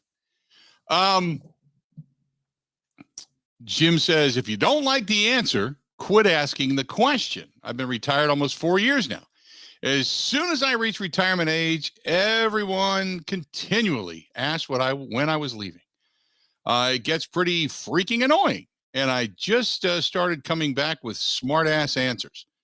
It's not an easy decision to make, but when I was ready, I let people know, and I finally left. So when he's ready, he will. Jim, I don't know what you do, and I'm not demeaning it at all. But I would assume when you said everybody was asking you, you're probably talking about family, friends, coworkers, correct? As opposed to the sporting world. And also, and I get it that it's annoying. I can understand that. But if you're being paid 30, 40, 50 million a year, and you've got this type of postseason and such on the line, then I would assume you're probably saying to yourself, I'm worried about the postseason. And especially when you saw Brett Favre waffle via the adulation and the anxiety of fans. And then you stated, I don't want to be that guy, only to become that guy. You know, we've all lived through this. That's why, to me, and again, Jim, I didn't ask the question. I kind of go over it because I'm like, just stop. It was never even a thought. It was never in all of the thoughts, in the vast three, this up on Sunday night. Before that question was asked on Wednesday, that thought never crossed my mind. Never crossed my mind. You know why? Because it's not going to, I just don't think it's going to happen. I shouldn't say it's not. I don't think it's going to happen. It was not something that I was thinking about. I don't think the Packers want to trade him. I don't think he wants to leave. He said to Rob Domofsky when asked earlier this year specifically, hey, you got the contract done. Is this it? Are you remaining in Green Bay? I'm going to retire a Green Bay Packer. Okay. Now, we know you can come back on a one-day contract and retire a Green Bay Packer, but he's going to play out his career in Green Bay. It's what he stated. I'm going to be here. I'm a Packer. Okay. I'm not a Packer today. I'm not a Packer only for the remainder of this season. I'm just a Packer. I'm a Packer. I'm a Packer. I'm going to be here. I'm a Packer. I'm going to retire a Packer. I'm going to play out the rest of my career in Green Bay. Okay. He was emphatic about it. This is it. He has seen the other side. He has seen what's gone on in Denver. He has seen Devontae Adams go off and think grass is greener in Las Vegas. He has seen guys leave and think that the grass was greener in purple, right? And it's not. He has seen other organizations that have not had continued success in the same way they have here. he also now knows that he believes anyway that they've got two good wide receivers, two more weapons, maybe another one to come. Who knows what they do in the offseason to add to this? The organization that he bemoaned has done anything and everything they can to make him happy, almost at their own detriment financially. So why in the world would you then bail? It's not even a stream of consciousness for me. And if he would walk away and say, I'm done, I could appreciate that if you don't have the aspiration to play football anymore. But if he would suddenly demand to be traded, then he would be garbage. Because the organization did everything he wanted them to do. And then to turn around and say, well, I want out. That would be garbage. Now, if the organization wanted to change their mind on something, okay, whatever. That's something else that you want to revisit. But, it was never a thought. I still don't think he's leaving. I think this should be all about Detroit, beating Detroit, winning against Detroit, moving on to the postseason. Sunday Night Football, win, and you're in. That's what this should be about. There you go. Stay tuned. Another hour yet to go. Mike Clemens right around the corner. We got a lot more coming up right after this.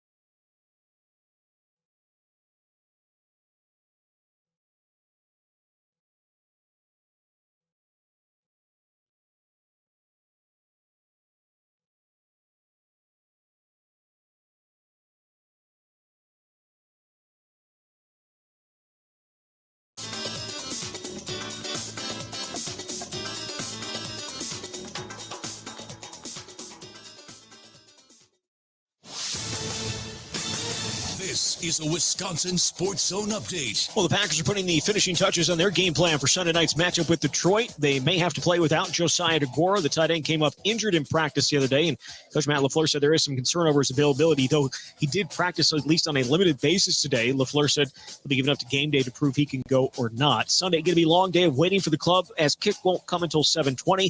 Probably going to feel especially long considering what's at stake, but LaFleur says they do have a bit of an advantage. I think our guys are accustomed to that type of schedule, and I think we'll be ready to go. Certainly it helps, I think, when you're playing at home in front of your home fans, and I'm sure that we'll feed off their energy, and I'm excited for our fans. Hopefully they get a lot of tailgating in and come in ready to roll. Again, if the Packers win, they are the number 7 seed in the playoffs. If they lose, their season is done. Kick is at 7:20. Turning to the Badgers, they made 2 more hires official this morning with wide receivers coach Mike Brown and tight ends coach Gino Guidugli. Both were with coach Luke Fickell at Cincinnati. Rural Mutual Insurance, keeping Wisconsin strong. Get insurance from a company who knows Wisconsin and cares about your community. You may know Rural Mutual Insurance as the #1 farm insurer, but did you know they also offer competitive home and auto rates? Visit ruralmutual.com to learn more about products and discounts. Rural Mutual Insurance, keeping Wisconsin strong. Well, Wisconsin will make its way to Champaign today. It's where they're going to take on the Illini tomorrow. 14th-ranked Badgers aren't sure if they'll have Tyler Wall, the senior, dealing with an ankle injury that knocked him out of Tuesday's win over Minnesota. And the Bucs back in action tonight as Charlotte comes to town. Tip at Fiserv Forum is set for 7. With this Wisconsin Sports Zone Network update, I'm Zach Heil.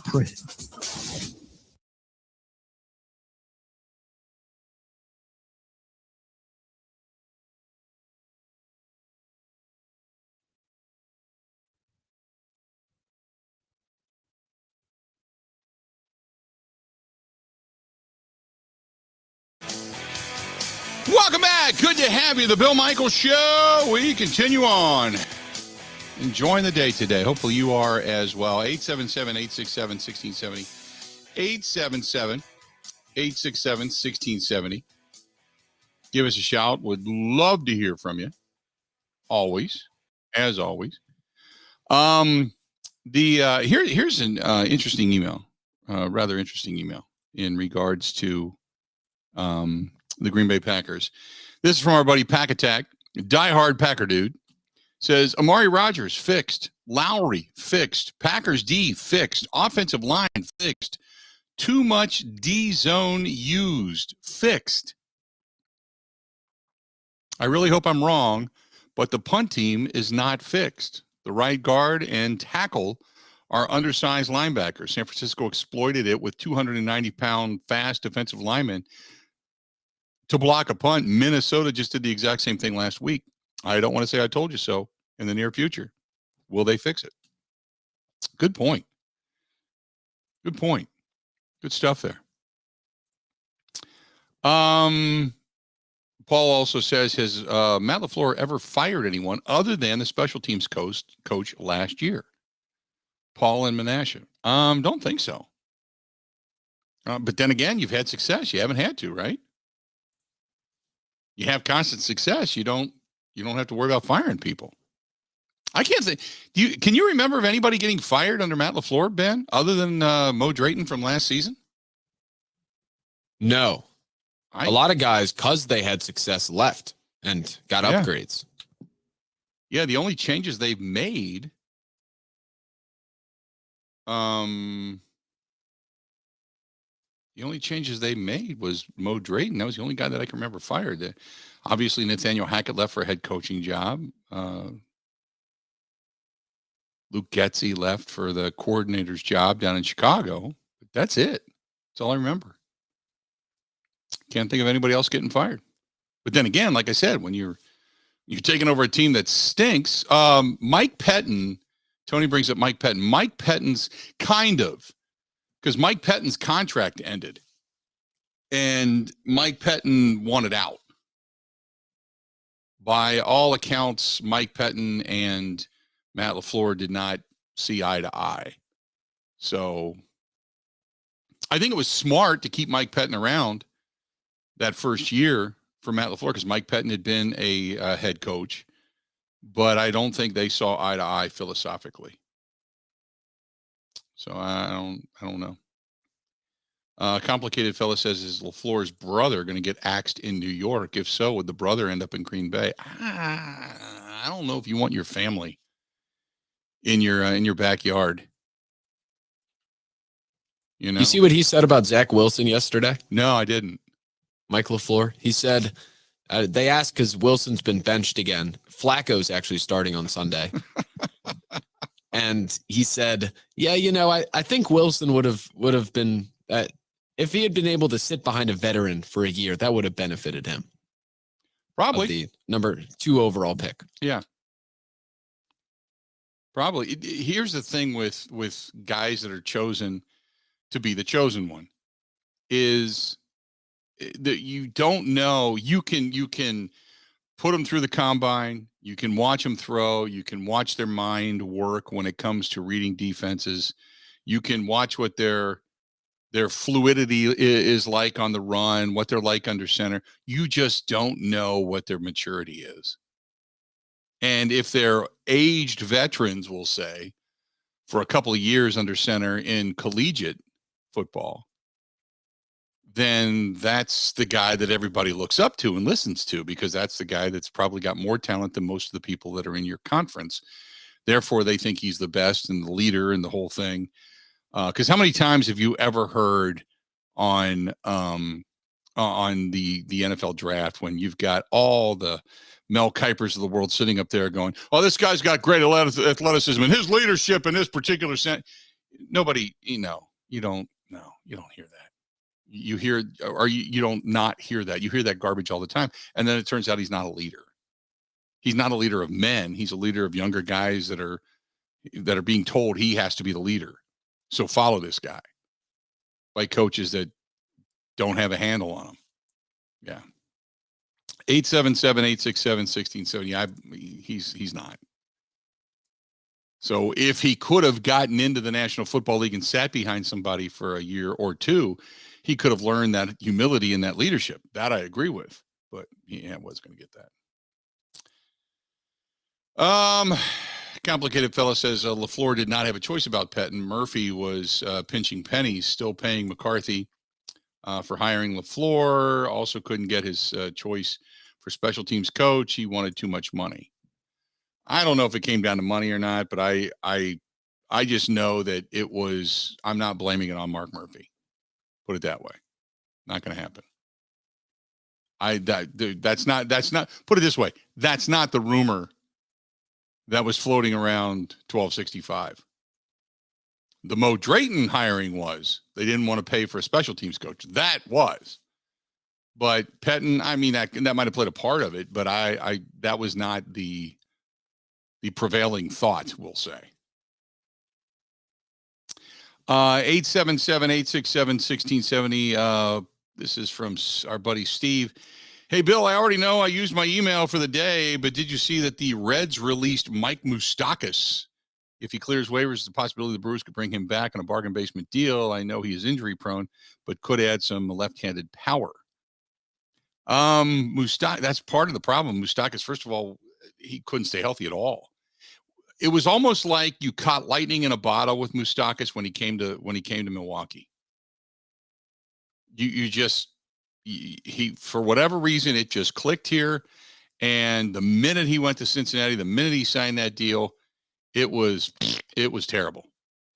I don't know if I'd jump back into that pool. You can't bring back everybody just to say how great things are. Look what he used to do. And I would not bring Mike Moustakas back. I wouldn't, because put it this way: you're going to start putting, you're bringing in Winker, you're bringing in roster spots for guys that really are injury prone and can't play the field consistently.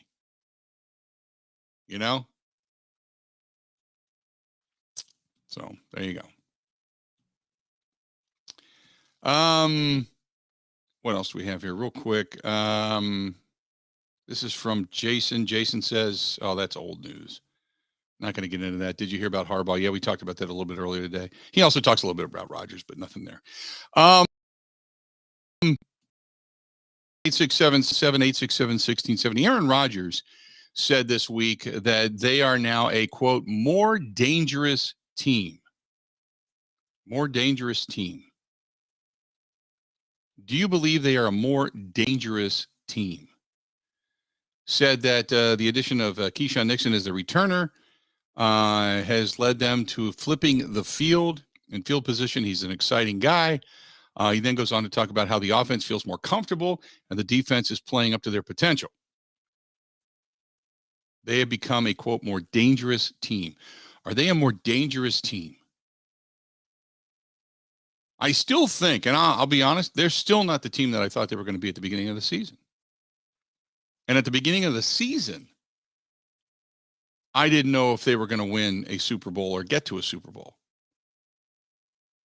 So for Rodgers to say they're a more dangerous team, yeah, but they're more dangerous than that awful team we saw play in Detroit earlier this season. They're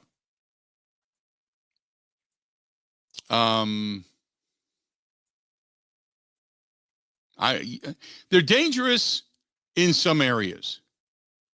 They have gotten better in the return game. Christian Watson has developed somewhat, but the last game or a couple of games ago, when we saw them throwing the ball to Christian Watson, they were 0 for 4, 1 on a short pass and 3 deep passes that one ball were just flat out overthrown. One was overthrown and one was underthrown and out of bounds. There's no deep threat here. Hitting a couple of shots downfield does not give you a legit deep threat. It gives you a speedy receiver that you've been lucky with a couple of times. Ben, do you think that this team has a legit downfield threat? Only if he's catching a ball. Well, I think he's been open on a lot of the looks. Frankly, I think Rodgers has missed him. That's what I'm saying. I don't think they have a legit downfield threat. I think he's the threat. I don't think their downfield game is very threatening, if that makes sense. There you go. That's probably a better way for me to put it. Their downfield game is not threatening. So I agree with.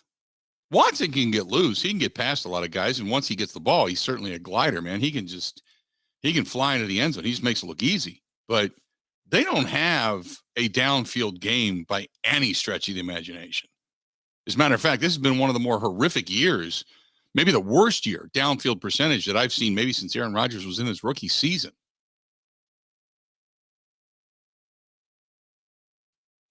So Pac-Fan says, if you don't think they have a downfield threat, he has elite speed. So what? They're not hitting downfield passes. That's my point. Is he a threat? Okay, yeah, he's a threat because he's got speed, yes. But he had one that hit him right in the hands. He dropped. He didn't fight hard enough for the ball. It was considered a drop. And Rodgers has not hit him consistently. They don't have it down. They're putting it to the point where they don't have a threatening downfield game. That's probably a better way to put it.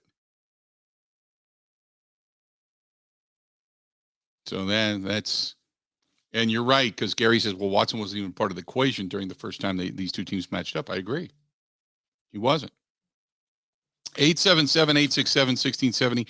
We're going to step away and see what Mike Clemens has to say when we come back. We'll talk with Mike and get his thoughts as he kind of takes us the rest of the way. Stay tuned. This portion of the program brought to you by our good friends over there at Stoley's Hog Alley. Don't forget, Hog Alley is back open. And it's beautiful. And maybe you're going out tonight, tomorrow night, going to catch a game on Sunday. Stoley's Hog Alley in Oconomowoc right there in Summit. Beautiful. They redid it, and it's stunning. Otherwise, you can stop up to Stoll's Old 109, which is in Watertown. You can head up there. That's open, and that's a terrific place. That's relatively still has some new bar smell in that place, new pub smell, if you will. But Stoll's Old 109, Stoley's Hog Alley, both places absolutely, positively fantastic. Stay tuned. More of the Bill Michaels Show coming up. Covering Wisconsin sports like a blanket. This is the Bill Michaels Show on the Wisconsin Sports Zone Radio Network. Even when the weather outside is frightful, your energy bill could be much more delightful. Hi, I'm Gina Della from Pella. Replacing drafty windows and doors can dramatically lower your energy costs. Pella Windows and Doors of Wisconsin offers some of the most energy efficient windows in the industry, designed to keep the cold outside where it belongs. You'll help kick the January blues when you choose to book by the 31st for 0% interest up to 2029. You heard that right. No interest up to the year 2029 if you book by January 31st. Pella's premium wood windows and patio doors feature distinguished craftsmanship and nearly endless possibilities, with maximum design flexibility in dramatic sizes, custom colors, finishes, profiles, product types, and more. Hurry. To get the 0% interest up to 2029, you have to book by January 31st. Visit PellaWI.com. Certain restrictions apply.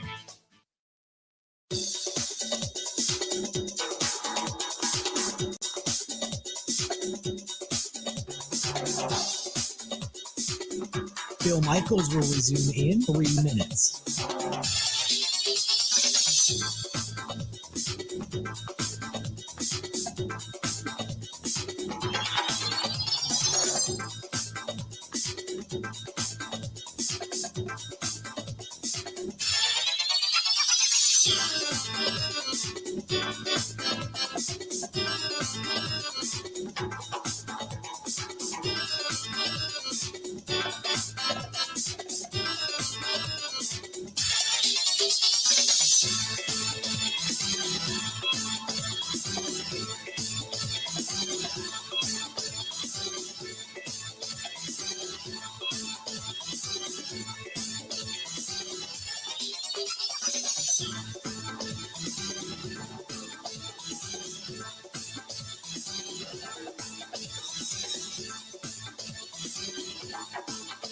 Bill Michaels will resume in 2 minutes.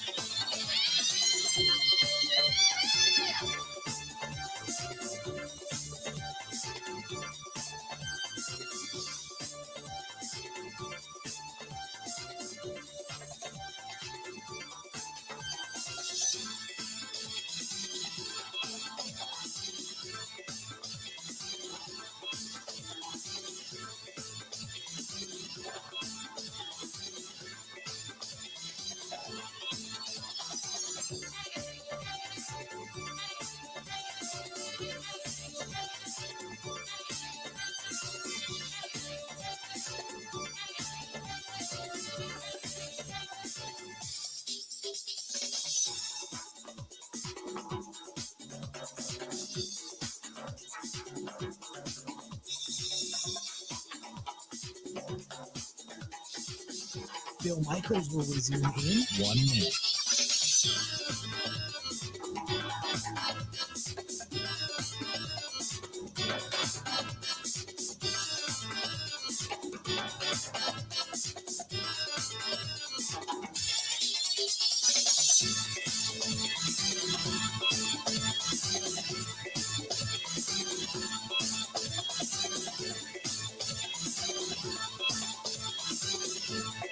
Bill Michaels will resume in 30 seconds.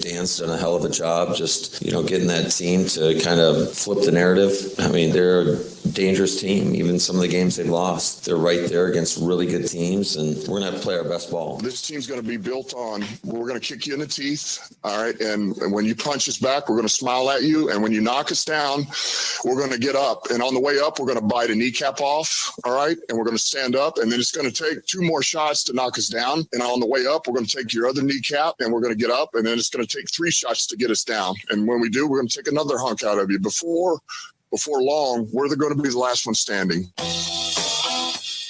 Welcome back. There you have it. Dan Campbell, Matt LaFleur. Good stuff. This portion of the program brought to you by our friends at Burn Pit Barbecue. Go to burnpitbbq.com. That is burnpitbbq.com. Real quick, before we went to break, before we bring Mike in here, I had just posted this, and I was we were talking about the downfield threat and or the downfield game. Just an FYI, in the last 4 games, Christian Watson has caught a total of 14 passes, 154 yards. Do the math there as far as the average goes. Only 1 touchdown, the longest pass being 20 yards. That was a 14-yard catch and run and 4 drops. So don't tell me about some kind of consistent downfield threat or downfield game that this team has. They don't have it right now. They got to get the job done by moving the sticks. So just an FYI. There you go. 877-867-1670, bringing in now our good buddy Mike Clemens. Michael, how you doing, pal? That and on top of that, now he's dealing with this hip injury, right? Right. Which, obviously had him limited on Sunday night against the Vikings. I'm doing fine. Yesterday, I'm at practice, and then before they really start going into team drills and guys flying around, we get to watch the receivers and quarterbacks throwing passes, warming up there. You get to watch. Saw David Bakhtiari hitting the pad, the linemen, going through their individual drills, and then you're excused because they don't want you to see anything that they're going to install in the game plan. About 15 minutes later, I thought I heard a siren over there by the Hudson Center. And you know where we are up here on the south end of the stadium where the media center is? Right. And then I get a tip from a source that says the police scanner over at Fox 11 TV in Green Bay had got a report of EMTs dispatched to the Don Hudson Center for a 26-year-old male. Like, okay. So then I'm grabbing the roster and looking for who's 26 years old, right? And I just need to explain to people, we have these press conferences and we have these availabilities in the locker room, and they close the door, and that's for the rest of you to figure out or to get sources or that kind of stuff. They don't just hand this information out to you. Mm-hmm. So, or they don't put out emails or anything like that. So I'm looking around the locker room, and I'm at the list of 26-year-olds, and I saw all their equipment. Like, okay, well, it looks like that guy was okay. But there's an auxiliary locker that's way back in there where the practice squad guys are. So later, the team put out a statement when the TV station asked and said, yeah, we had a player that had a hip leg injury and had to be transported. But again, they're sitting on that information. It's like, okay, well, I guess they're going to make us wait until we talk to LaFleur. We asked LaFleur what happened at practice yesterday. Yeah, so DQ Thomas, unfortunately, suffered a femur fracture, which is rare. I've never been around one like that before. And, it was just the way the week started off with what transpired in that Monday night game. And then you got a guy that has one of these injuries. It was a bad deal, but from what I've been told, had successful surgery, and obviously we're wishing him well, and look forward to seeing him back, hopefully tomorrow, back in our building. Was it during team? Yes, it was during a team period. It just was a freak thing where two guys collided knees, and that's what happened. Ugh. That's femur fractures are never good, and usually they're quite ugly.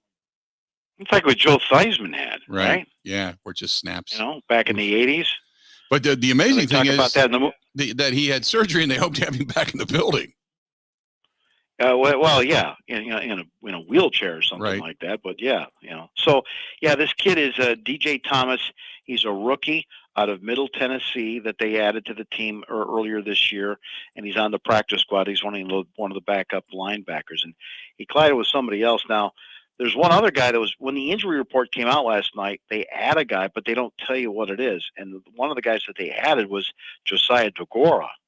Now, actually, he was out at practice today. Apparently, he's got a calf injury. It wasn't related to whoever were the players that collided. I will tell you this, though, Bill. So I knew that something could be – it could have been a 26-year-old man that slipped and fell on the Hudson Center, right? Mm-hmm. But I will tell you, I went ahead and I did like a long interview with Romeo Dobbs, talked to several other players, and you could not tell that those Packer players watched one of their teammates, even if a practice squad guy, have to be carted off the field via ambulance just 4 days after the Monday Night Football thing. I mean, there was no way of telling from these guys and their demeanor that, they had just – that's just business in the NFL, right? So Josiah DeGuara is dealing with a calf injury. He's been so important as the H-back and on special teams, and LaFleur talked about him today. Yeah, I'd say there's definitely some concern in terms of just, his ability to go out there and run. And so we'll see how he's feeling today. And he's a guy that certainly will give up until game time to see where he's at. He's a big part of our offense, and I know he doesn't always. It could be game by game in terms of how much he plays, but he definitely has a role that plays an important part, and not only for offense but on teams as well. And he does a great job with that, and really owns it, and takes a lot of pride in it. And I think I just love he's a gritty competitor. I just love how he goes out there and battles every day and what he does for this team. He's a selfless guy, and yeah, he's a big part of what we do. Mike, we were talking about that earlier today, some of the keys to this game coming up. And I think one of the keys is going to be the utilization of the tight end. And, not that DeGuara has become some kind of, pass catching weapon out of the backfield, but certainly between him and Robert Tonyan, you're trying to lock that position down and make it productive, specifically in the red zone. Yeah. And by coincidence, Bobby Tonyan sort of made himself available to his locker, kind of came out and looked around like, oh, hey, you feel like talking to me? Yeah, okay. So we just happened to ask him about DeGuara before we knew that he's now dealing with this calf injury. And Robert Tonyan talked about how Josiah DeGuara grown, not back position. There's only 6 fullbacks in the NFL, right? But also what this guy's doing on special teams. Yeah, first I'll talk about special teams because a lot of guys, across the league, they take kind of special teams as like a negative, but he's embraced that role and playing as much as he can, as well as Tyler. But with the H-back stuff, he's getting a lot more reps in the game, and including him more in the offense, and he's just so dynamic in all of phases. Whether it's blocking on the perimeter. Running for the catch or routes or just all the fullback stuff. I mean, that's not a lot of people want to do that. Not a lot of people want to go between the gaps in the line and stick their face in there. And I give him a lot of credit for that. And yeah, he's like a little brother to me. He'll probably not like the little part, but he's amazing. I love that dude. And he's projecting in the right direction. It was good to see Tonyan get a catch in and be able to, kind of contribute, so to speak. Yeah, against the Vikings, and he was wide open. And, there's two players on this team that I can't fully explain, except I guess they were just not up to their assignments or something, because you got Robert Tonyan coming off an ACL. Okay, so that gradually he was getting back on the field in September, October, but then he just sort of has gone away in this offense. Why aren't they throwing to him more often? And from a guy that had like 11 touchdowns a couple of years ago. Mhm. But last weekend against the Vikings, he's down there in the north end zone. He's got his hand up. He's wide open. And it's like, Jesus, Rodgers, can you see him? Oh, okay, finally. Rodgers sees him and throws him the ball. And Tonyan talked about that touchdown catch. I think that felt longer than coming off the knee surgery and getting the one against the Patriots. I think it's felt longer. Yeah, I think it's just a long season and a lot of ups and downs. But yeah, it definitely felt good. It seemed like you're open for like an hour now. He's open. Yeah, He's open. no, I did. I think I waved my hand like 6 or 7 times because. But yeah, thankfully Aaron's good at his job. Mike, this is the whole. We were talking about this earlier, where Rodgers kind of waxed nostalgic, almost in a goodbye sense, on one hand, and then on the other hand, said, "Well, this is about getting a win and hopefully getting more wins in the postseason." Blah blah blah. Everybody's trying to compare this run to something. Is this comparable to the run when you went in and won a Super Bowl? Is this compared to the RELAX? Is this compared to the run the table? I mean, this is a different team and a different feel, isn't it? I agree. I don't know why. The folks here that cover the team have been still beating that stuff, and what are they, every time that Rodgers says something like, "Yeah, I got to decide about this after the season," that indecision suddenly makes headlines and gets clicks, I guess. And so, to summarize that tight end position, Mercedes Lewis is 39 years old. It's like, how many more times are they going to bring that guy back? Right. But last night we were talking about jumbo offenses. Like, do you bring in another tackle? And you know what Adam Stenovich says? That's why we got Mercedes Lewis. He's like our, third tackle out there. Oh. And then you talk to, Tonyan about these questions are already, like you said, everything's about either, is this like 2016 on the table, or could this be Rodgers' last game of Lambeau Sunday night? Aaron's future's uncertain. He doesn't know how long he wants to play. Any thought that maybe this is his last game at Lambeau, and what does that mean to you to possibly take the field? Didn't we feel like that was the last game at Lambeau, like the last 3 years? I don't know. Did you? You never know. Just living in the now and just enjoying, playing with a special player like that and what he's done for my career and how he's helped, shape me for the rest of my career moving forward. And just kind of continuing that process and worrying about this season. I think I'm just kind of grateful and blessed to play with someone like that, not really looking at the because, it is, as he talks about, it's obviously near the end. He's 52 years old. So, but, yeah, I'm just blessed to, be on the same field, in the same huddle, and, he's helped me out a lot. So I'm just kind of just grateful and blessed. I can't say it enough. There you go. Let's do this. We're going to step away, take a quick break. We'll come back. Got a lot more to get to. Mike Clemens brought to you by the Bay Motel in Green Bay. Quiet, cozy, comfortable, and just a mile from Lambeau Field. It's going to be packed. The whole area is going to be packed coming up on Sunday night. Perfect for a family stay as well. In the offseason, if maybe you just want to go up and hang out and maybe go over to the Hall of Fame or go get some dinner or something in Green Bay. The Bay Family Restaurant featuring home-style cooking 7 days a week. That's the Bay Motel, South Military Avenue in Green Bay. Call them right now for reservations.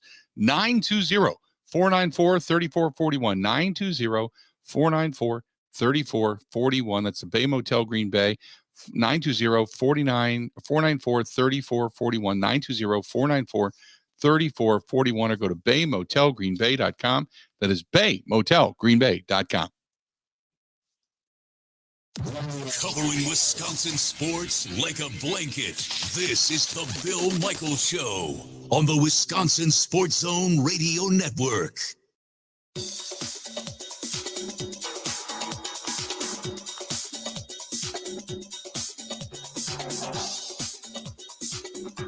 Bill Michaels will resume in 5 minutes.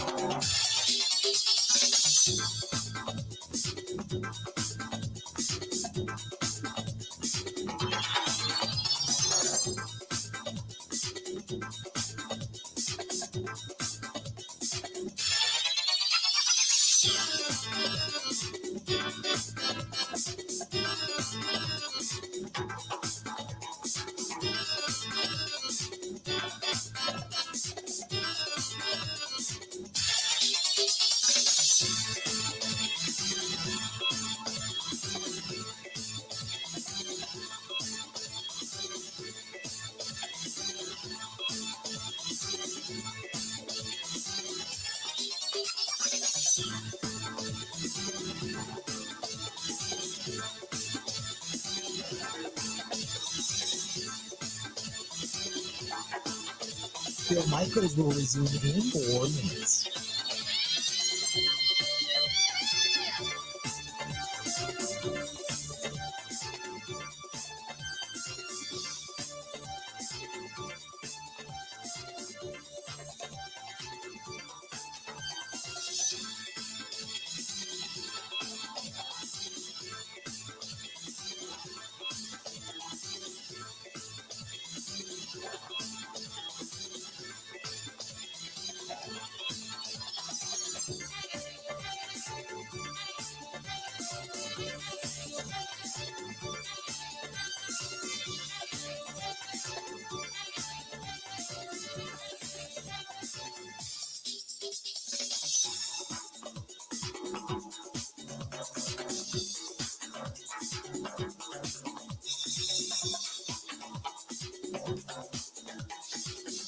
Bill Michaels will resume in 3 minutes.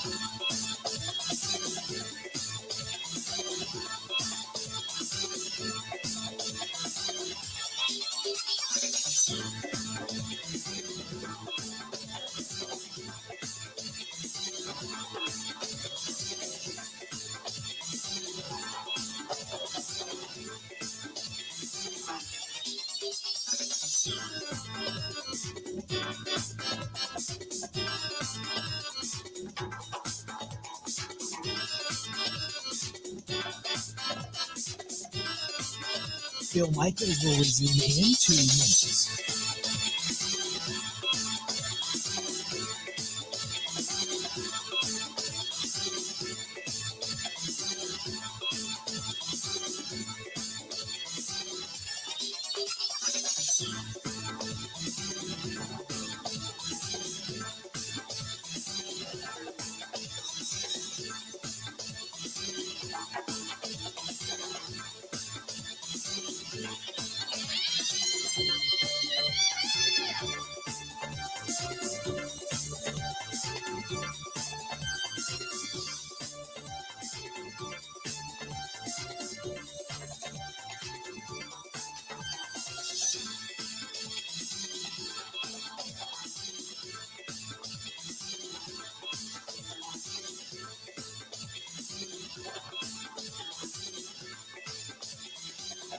Bill Michaels will resume in 1 minute.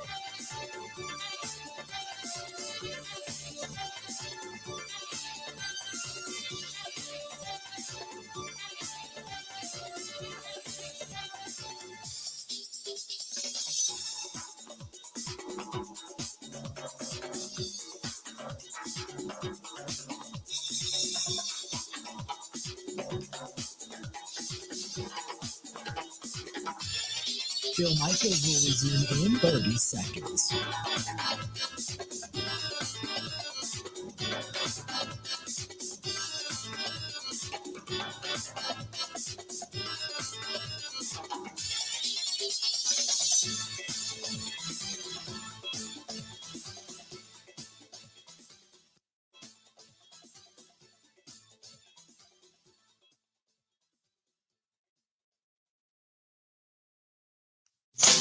You know, we got a great challenge in front of us. You're talking about one of the best offenses in the league. They've done it consistently throughout the course of the season. We know that certainly they got one of the best offensive lines in the National Football League. I would say, Detroit, Philly, those are arguably the two best. Welcome back to the program. Good to have you. Hey, if you're going to be doing a little grilling over the weekend, don't forget about our friends at Robert's Specialty Meats, who brings you the program and this portion of it. Robert's Specialty Meats, Waukesha.com, your hometown butcher. That's Robert's Specialty Meats, Waukesha.com. By the way, safety for the Detroit Lions, Deshaun Elliott says, Aaron Rodgers doesn't respect Detroit. Quote, the way he carries himself, I don't like none of that S. A-Rod doesn't respect us. That team doesn't respect us. We're going to fight our asses off, play smash mouth football just because of respect factor. like we all got here some way, somehow. Yeah, he's a Hall of Famer, but I just don't respect the way he's been talking. Bro, you respect everybody in the league. And are you going to lay down or are you going to stand up? We're going to stand up. That is from Deshaun Elliott, talking about Aaron Rodgers, not happy with Aaron Rodgers. Mike Clemens joining us on the hotline. Michael, the Lions have a lot of reasons to come in and want to try to win this game. Their first time over 500 in a long time. They could be playing for a postseason berth or just to knock the Green Bay Packers out of it. It certainly seems like Dan Campbell's crew, they're ready to come in and, as we've heard time and again, bite your kneecaps off. Well, Dan Campbell took that one little clip that Rodgers said a couple weeks after the loss to Detroit, where Rodgers said, I don't know about Detroit. I mean, that was he called that a fluke, essentially. Right. Okay. And it's because, Rodgers threw 3 interceptions in that 15-9 loser, week 9. The Packers had 8 players get injured, 2 to season-ending injuries, including Rashawn Gary and Eric Stokes. And Romeo Doubs was out for the next month or so. It was just a horrible game in terms of injuries, and Rodgers was out of it. Remember that stupid trick play they tried to throw to David Bakhtiari? Right? Yep. And Hutchinson intercepted it. So, that's what Rodgers was saying. We were bad. It was bad, and, we can do better. But, hey, the Lions went from 1-6 to 7-2 since then. They tend to win their games at home. They score a lot of points. Their offensive line is really good, although Frank Ragnow, their veteran center, is dealing with a foot injury he's had the last couple of weeks. So I don't know if he's going to be able to play on Sunday, but they talk about their line. And then the other thing that happened is was before the Packers played, we did cover that game in Detroit. The trade deadline was that week. And everybody was like, what are the Lions doing trading away T.J. Hawkinson to a divisional rival like the Vikings? Right. Who, Kirk Cousins is throwing the ball to him 8 or 9 times a game, and he's scoring touchdowns. What were they thinking? But since then, Jane Zylstra and Brock Wright and their rookie, James Mitchell, these guys are catching touchdowns from Jared Goff. As a matter of fact, 7 of the last 8 games, they've got a touchdown. They've got 10. They're knocking on a franchise record of 11 touchdowns for tight ends, and Jared Goff, the quarterback, talked about that.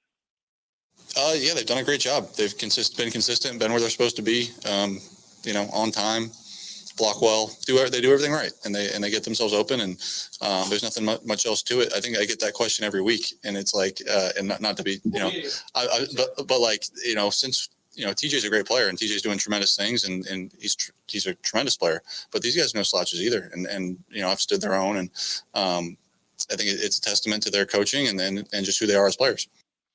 The one story I think kind of hits us is the fact that Jamal Williams has played extremely well. He was always kind of a very likable, I won't say a fan favorite, but a very, very likable guy here in Green Bay. And he's not many yards away from getting 1,000-yard season and to do it at Lambeau.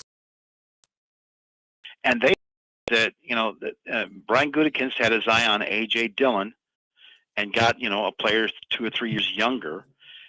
But Jamal Williams has gone over to Detroit, and with that good offensive line that they've built, the guy is 6 yards away from his first career yard season, and touchdowns as well.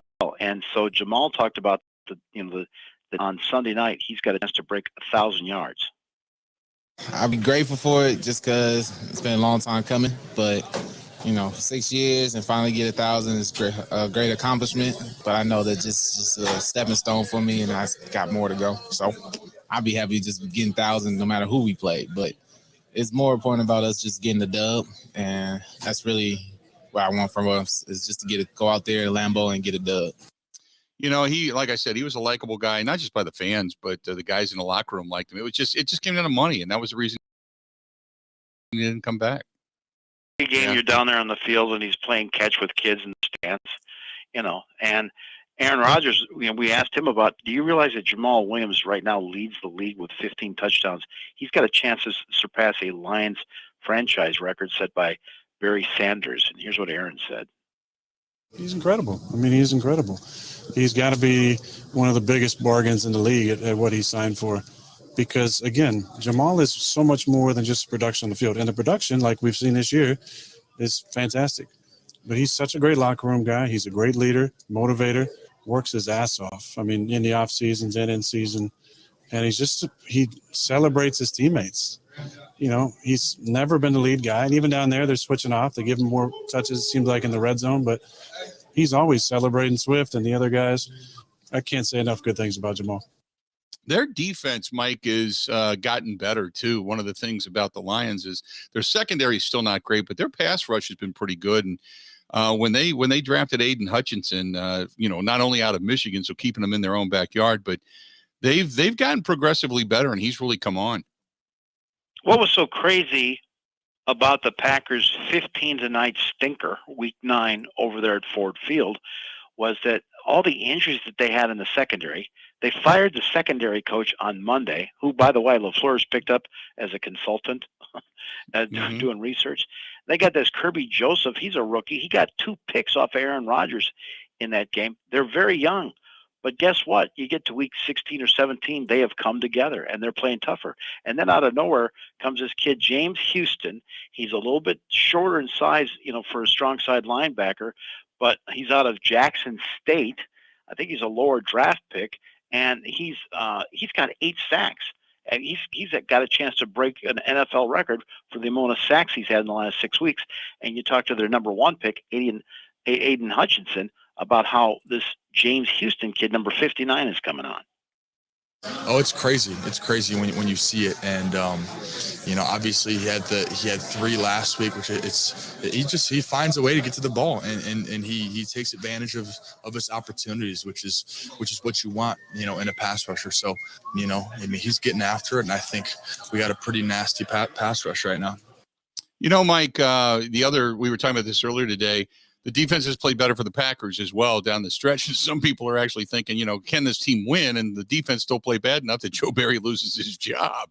So what has made the defense, in your opinion, so much better down the stretch? The first thing that Joe Barry talks about is tackling. And I think that's true. The second thing, and I even got Adam Stenovich, I asked him, hey, what do you think your turning point was?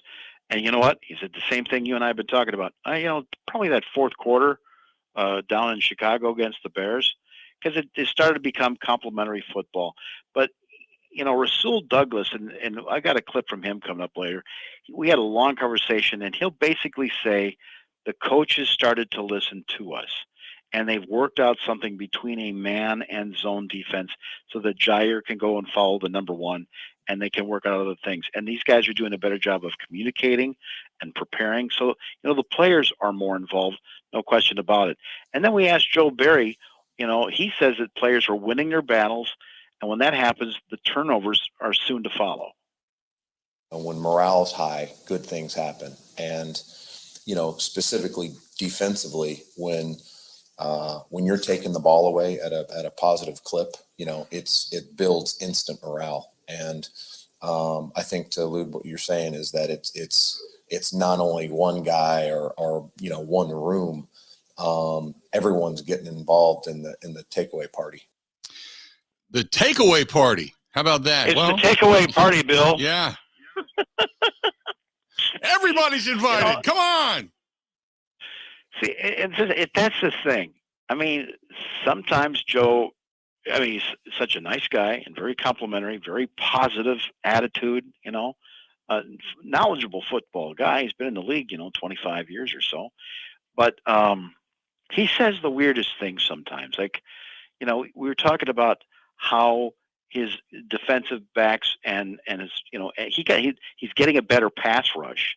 That's what the secondary says. Mm-hmm. Hey, Kenny Clark and those guys are doing a better job of getting the quarterback. Well, maybe it's because, Joe Barry got told by LaFleur, you got to get more pressure on the quarterback. Right. You got to stop playing the gaps the whole game. So Joe Barry is talking about the 2 receivers that the secondary was able to shut down in Miami a couple of weeks ago, like Tyreek Hill and Jalen Waddle. And here's how Joe referred to them. They got those, 2 cheetahs at wideout that, you had to be pretty specific and pretty calculated with what you did. 2 cheetahs. They are fast like cheetahs, but there you go. That's an adjective. Or Jair Alexander, who's becoming this kind of Deion Sanders primetime guy with the big Packers hat, for his big head and his dances and his trash talking. up against number one receivers and dropping lines like, it's a fluke and that kind of, he's becoming an entertainer leader that way. And so Joe Barry was asked about, dealing with kind of that ego, but, this player like Jair and a competitor. He's colorful and he's a funny guy, but I tell you what, as a competitor, I mean, he is. I'd go down a dark alley with Jair Alexander any day. Okay, well there you have it. I mean, so do we ask Jair today? Hey, your defensive coordinator said last night he'd go down a dark alley with you anytime. Are you guys going to be walking the streets of Philly anytime soon? Yeah, you guys going down to kick ass or just getting weird down at the bottom of the alley? Whatever. Yeah. The team has gotten better, though. I will say that. Well, they have, and somebody flipped a switch somewhere, right? And they're working on the fundamentals better. They seem to be working.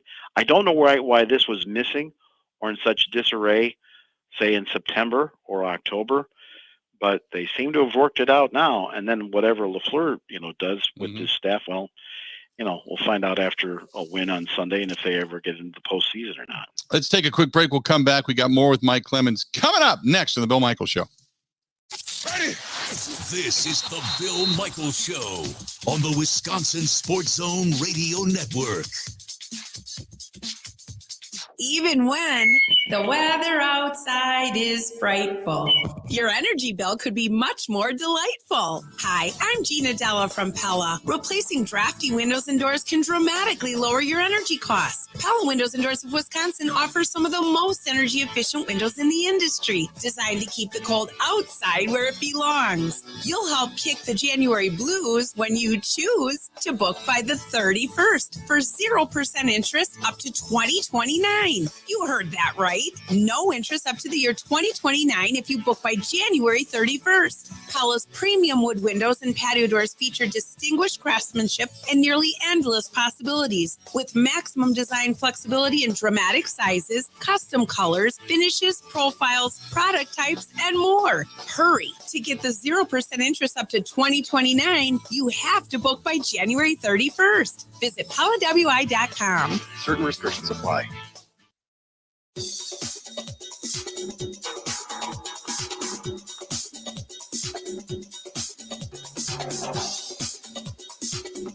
Bill Michaels will resume in 3 minutes.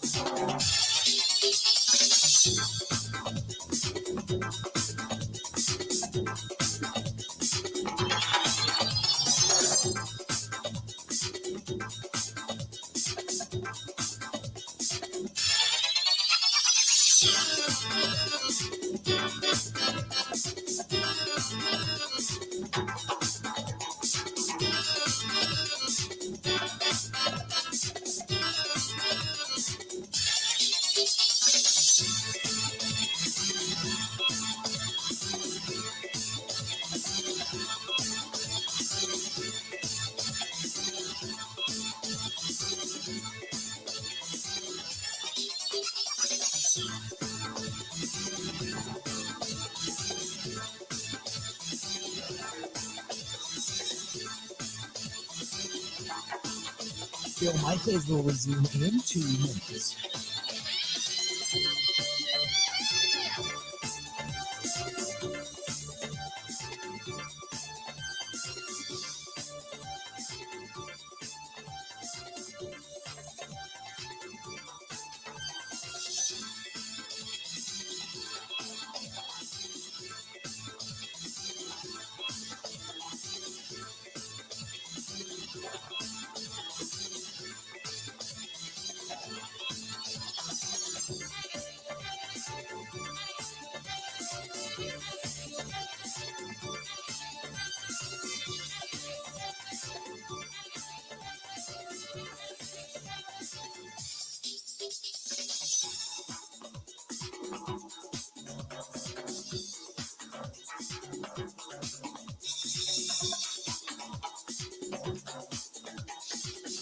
Bill Michaels will resume in 1 minute.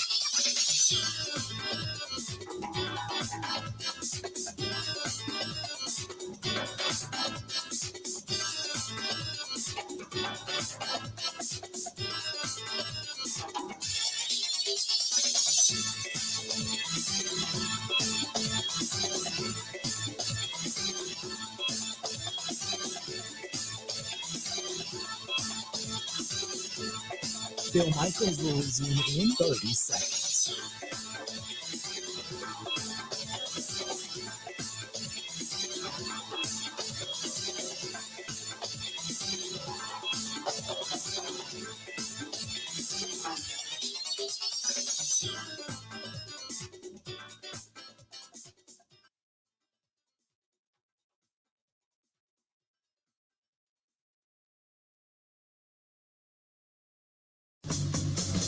I love whatever adjustment was made, or maybe just a single-minded change from Ja or Sewell or those guys putting their heads together. But it seems like we've been a little bit more aggressive. And then when we do that and tie in the looks, man zone to make them look the same, we can confuse some quarterbacks and come up with some picks. The Packers have gone up from 40-1 to 22-1 to win the Super Bowl, as a matter of fact. I think they're 6th or 7th. The Lions aren't even on the board, to be honest with you. The Packers aren't even in yet, and they're already on the board. So interesting that Vegas, betonline.ag, is already looking at the Packers going, yeah, we think they're going to get there, and they're placed at 22-1 to get in. Welcome back to the program. Mike Clemens joining us. So, Mike, if they're going to get in, their offense has not been prolific. It's going to be their defense. Who's been to the Super Bowl? Rasul Douglas. Mm-hmm. He was a third-round pick by Howie Roseman for the Philadelphia Eagles in 2017. Kind of a background player. And then, they got rid of Doug Peterson. They cleaned house, the rebuilding. So Rasul went on a road trip. He was with the Panthers, a little bit of time with the Raiders, the Texans, and the Cardinals. And, Goody picks him up last year when Jair goes down, and the guy goes out and earns a contract with the Packers. He turns out to be a tremendous player. And we asked him, when did the players remain hopeful you could dig your way out of 4-8 and still actually have a shot at the playoffs? Yeah.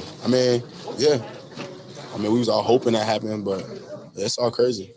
But just like I said, when I was in Philly, it was the same thing, and it just works out when it's supposed to work out. So, but I like this, and as I told people here, I like this way of how we're doing things this year, different from when I got here last year. Because last year, I feel like as a team, we skipped a lot of steps to being great. And when it mattered, it came back and kind of bit us in the behind. This year, I feel like we had to go out and find a way. All right, we lose Tay. How do you find another offensive guy to take that role? We lose OC or lose some of the defense, different players. How do you turn your special teams unit from being the bottom to one of the top units? How do you get a return guy? So this year I felt like we had to actually go get everything we wanted, and that's different from to get this. Mike, it's also a little bit different steps preparing for the Lions before as opposed to now, a team that has won 7 in their last 9. Yeah, I think these guys thought they were going to get an easy W in Detroit, and it ended up being an absolute disaster. So we asked Rasul, what's different between the Week 18 Packers and the Week 9 Packers that lost in that pathetic 15-9 loss at Ford Field? That we're winning and we're not losing. And we're more happy. We're smiling. Look, you guys are even smiling more. You know what I'm saying? Before it was just like, yeah, man, you lost again. Tell us why you lost. You know what I'm saying? So it's all different. Everything is different. It is different, and it's going to be an electric atmosphere. We're going to have the Green and Gold postgame show live from the Green Bay House coming up on Sunday night, right after the game. Mike Clemens and I are going to be heading up. Michael, it should be a fun night, and you said that you got a good feeling about this team, right? I do. I think the Lions are going to come in really physical, and I don't think it matters what Seattle does with the Rams. I think the Lions are coming. I think the Lions are coming to finish their season on a winning note, and so the Packers are going to have their hands full just as much, if not more, than what the Vikings brought here last week. It's just that the Lions are not a very good on-the-road team. They're really good at Ford Field. It would be different for them to pick up one, and it's not going to be too bad out there, maybe 30 degrees and mostly clear skies Sunday night here at Lambeau Field. Mike, good stuff, and we'll talk to you again and see you again on Sunday, okay? See you at game day, Billy. Appreciate it, bud. There you go. That's our buddy Mike Clemens, by the way, and he talks about physicality. Deshaun Elliott, the safety for the Lions, again said, as far as Aaron Rodgers goes, that he disrespects Detroit. The way he carries himself, I don't like that S. A-Rod doesn't respect us. That team doesn't respect us. We're going to fight our asses off, play smash mouth football just because of the respect factor. Like, we all got here some way, somehow. Yeah, he's a Hall of Famer, but I don't respect the way he's been talking. There you go. I don't care. There you go. Ben, have a good weekend. Enjoy the golf, and we'll talk again on Sunday night, okay? You as well. You as well. Hope it's a win. All right, buddy. Talk to you then. There you go. That's Ben Kenny. I'm Bill Michaels. Time for us to get out of here. The Green and Gold postgame show immediately following the Packers and the Lions coming up on Sunday night. Until then, enjoy your weekend. Time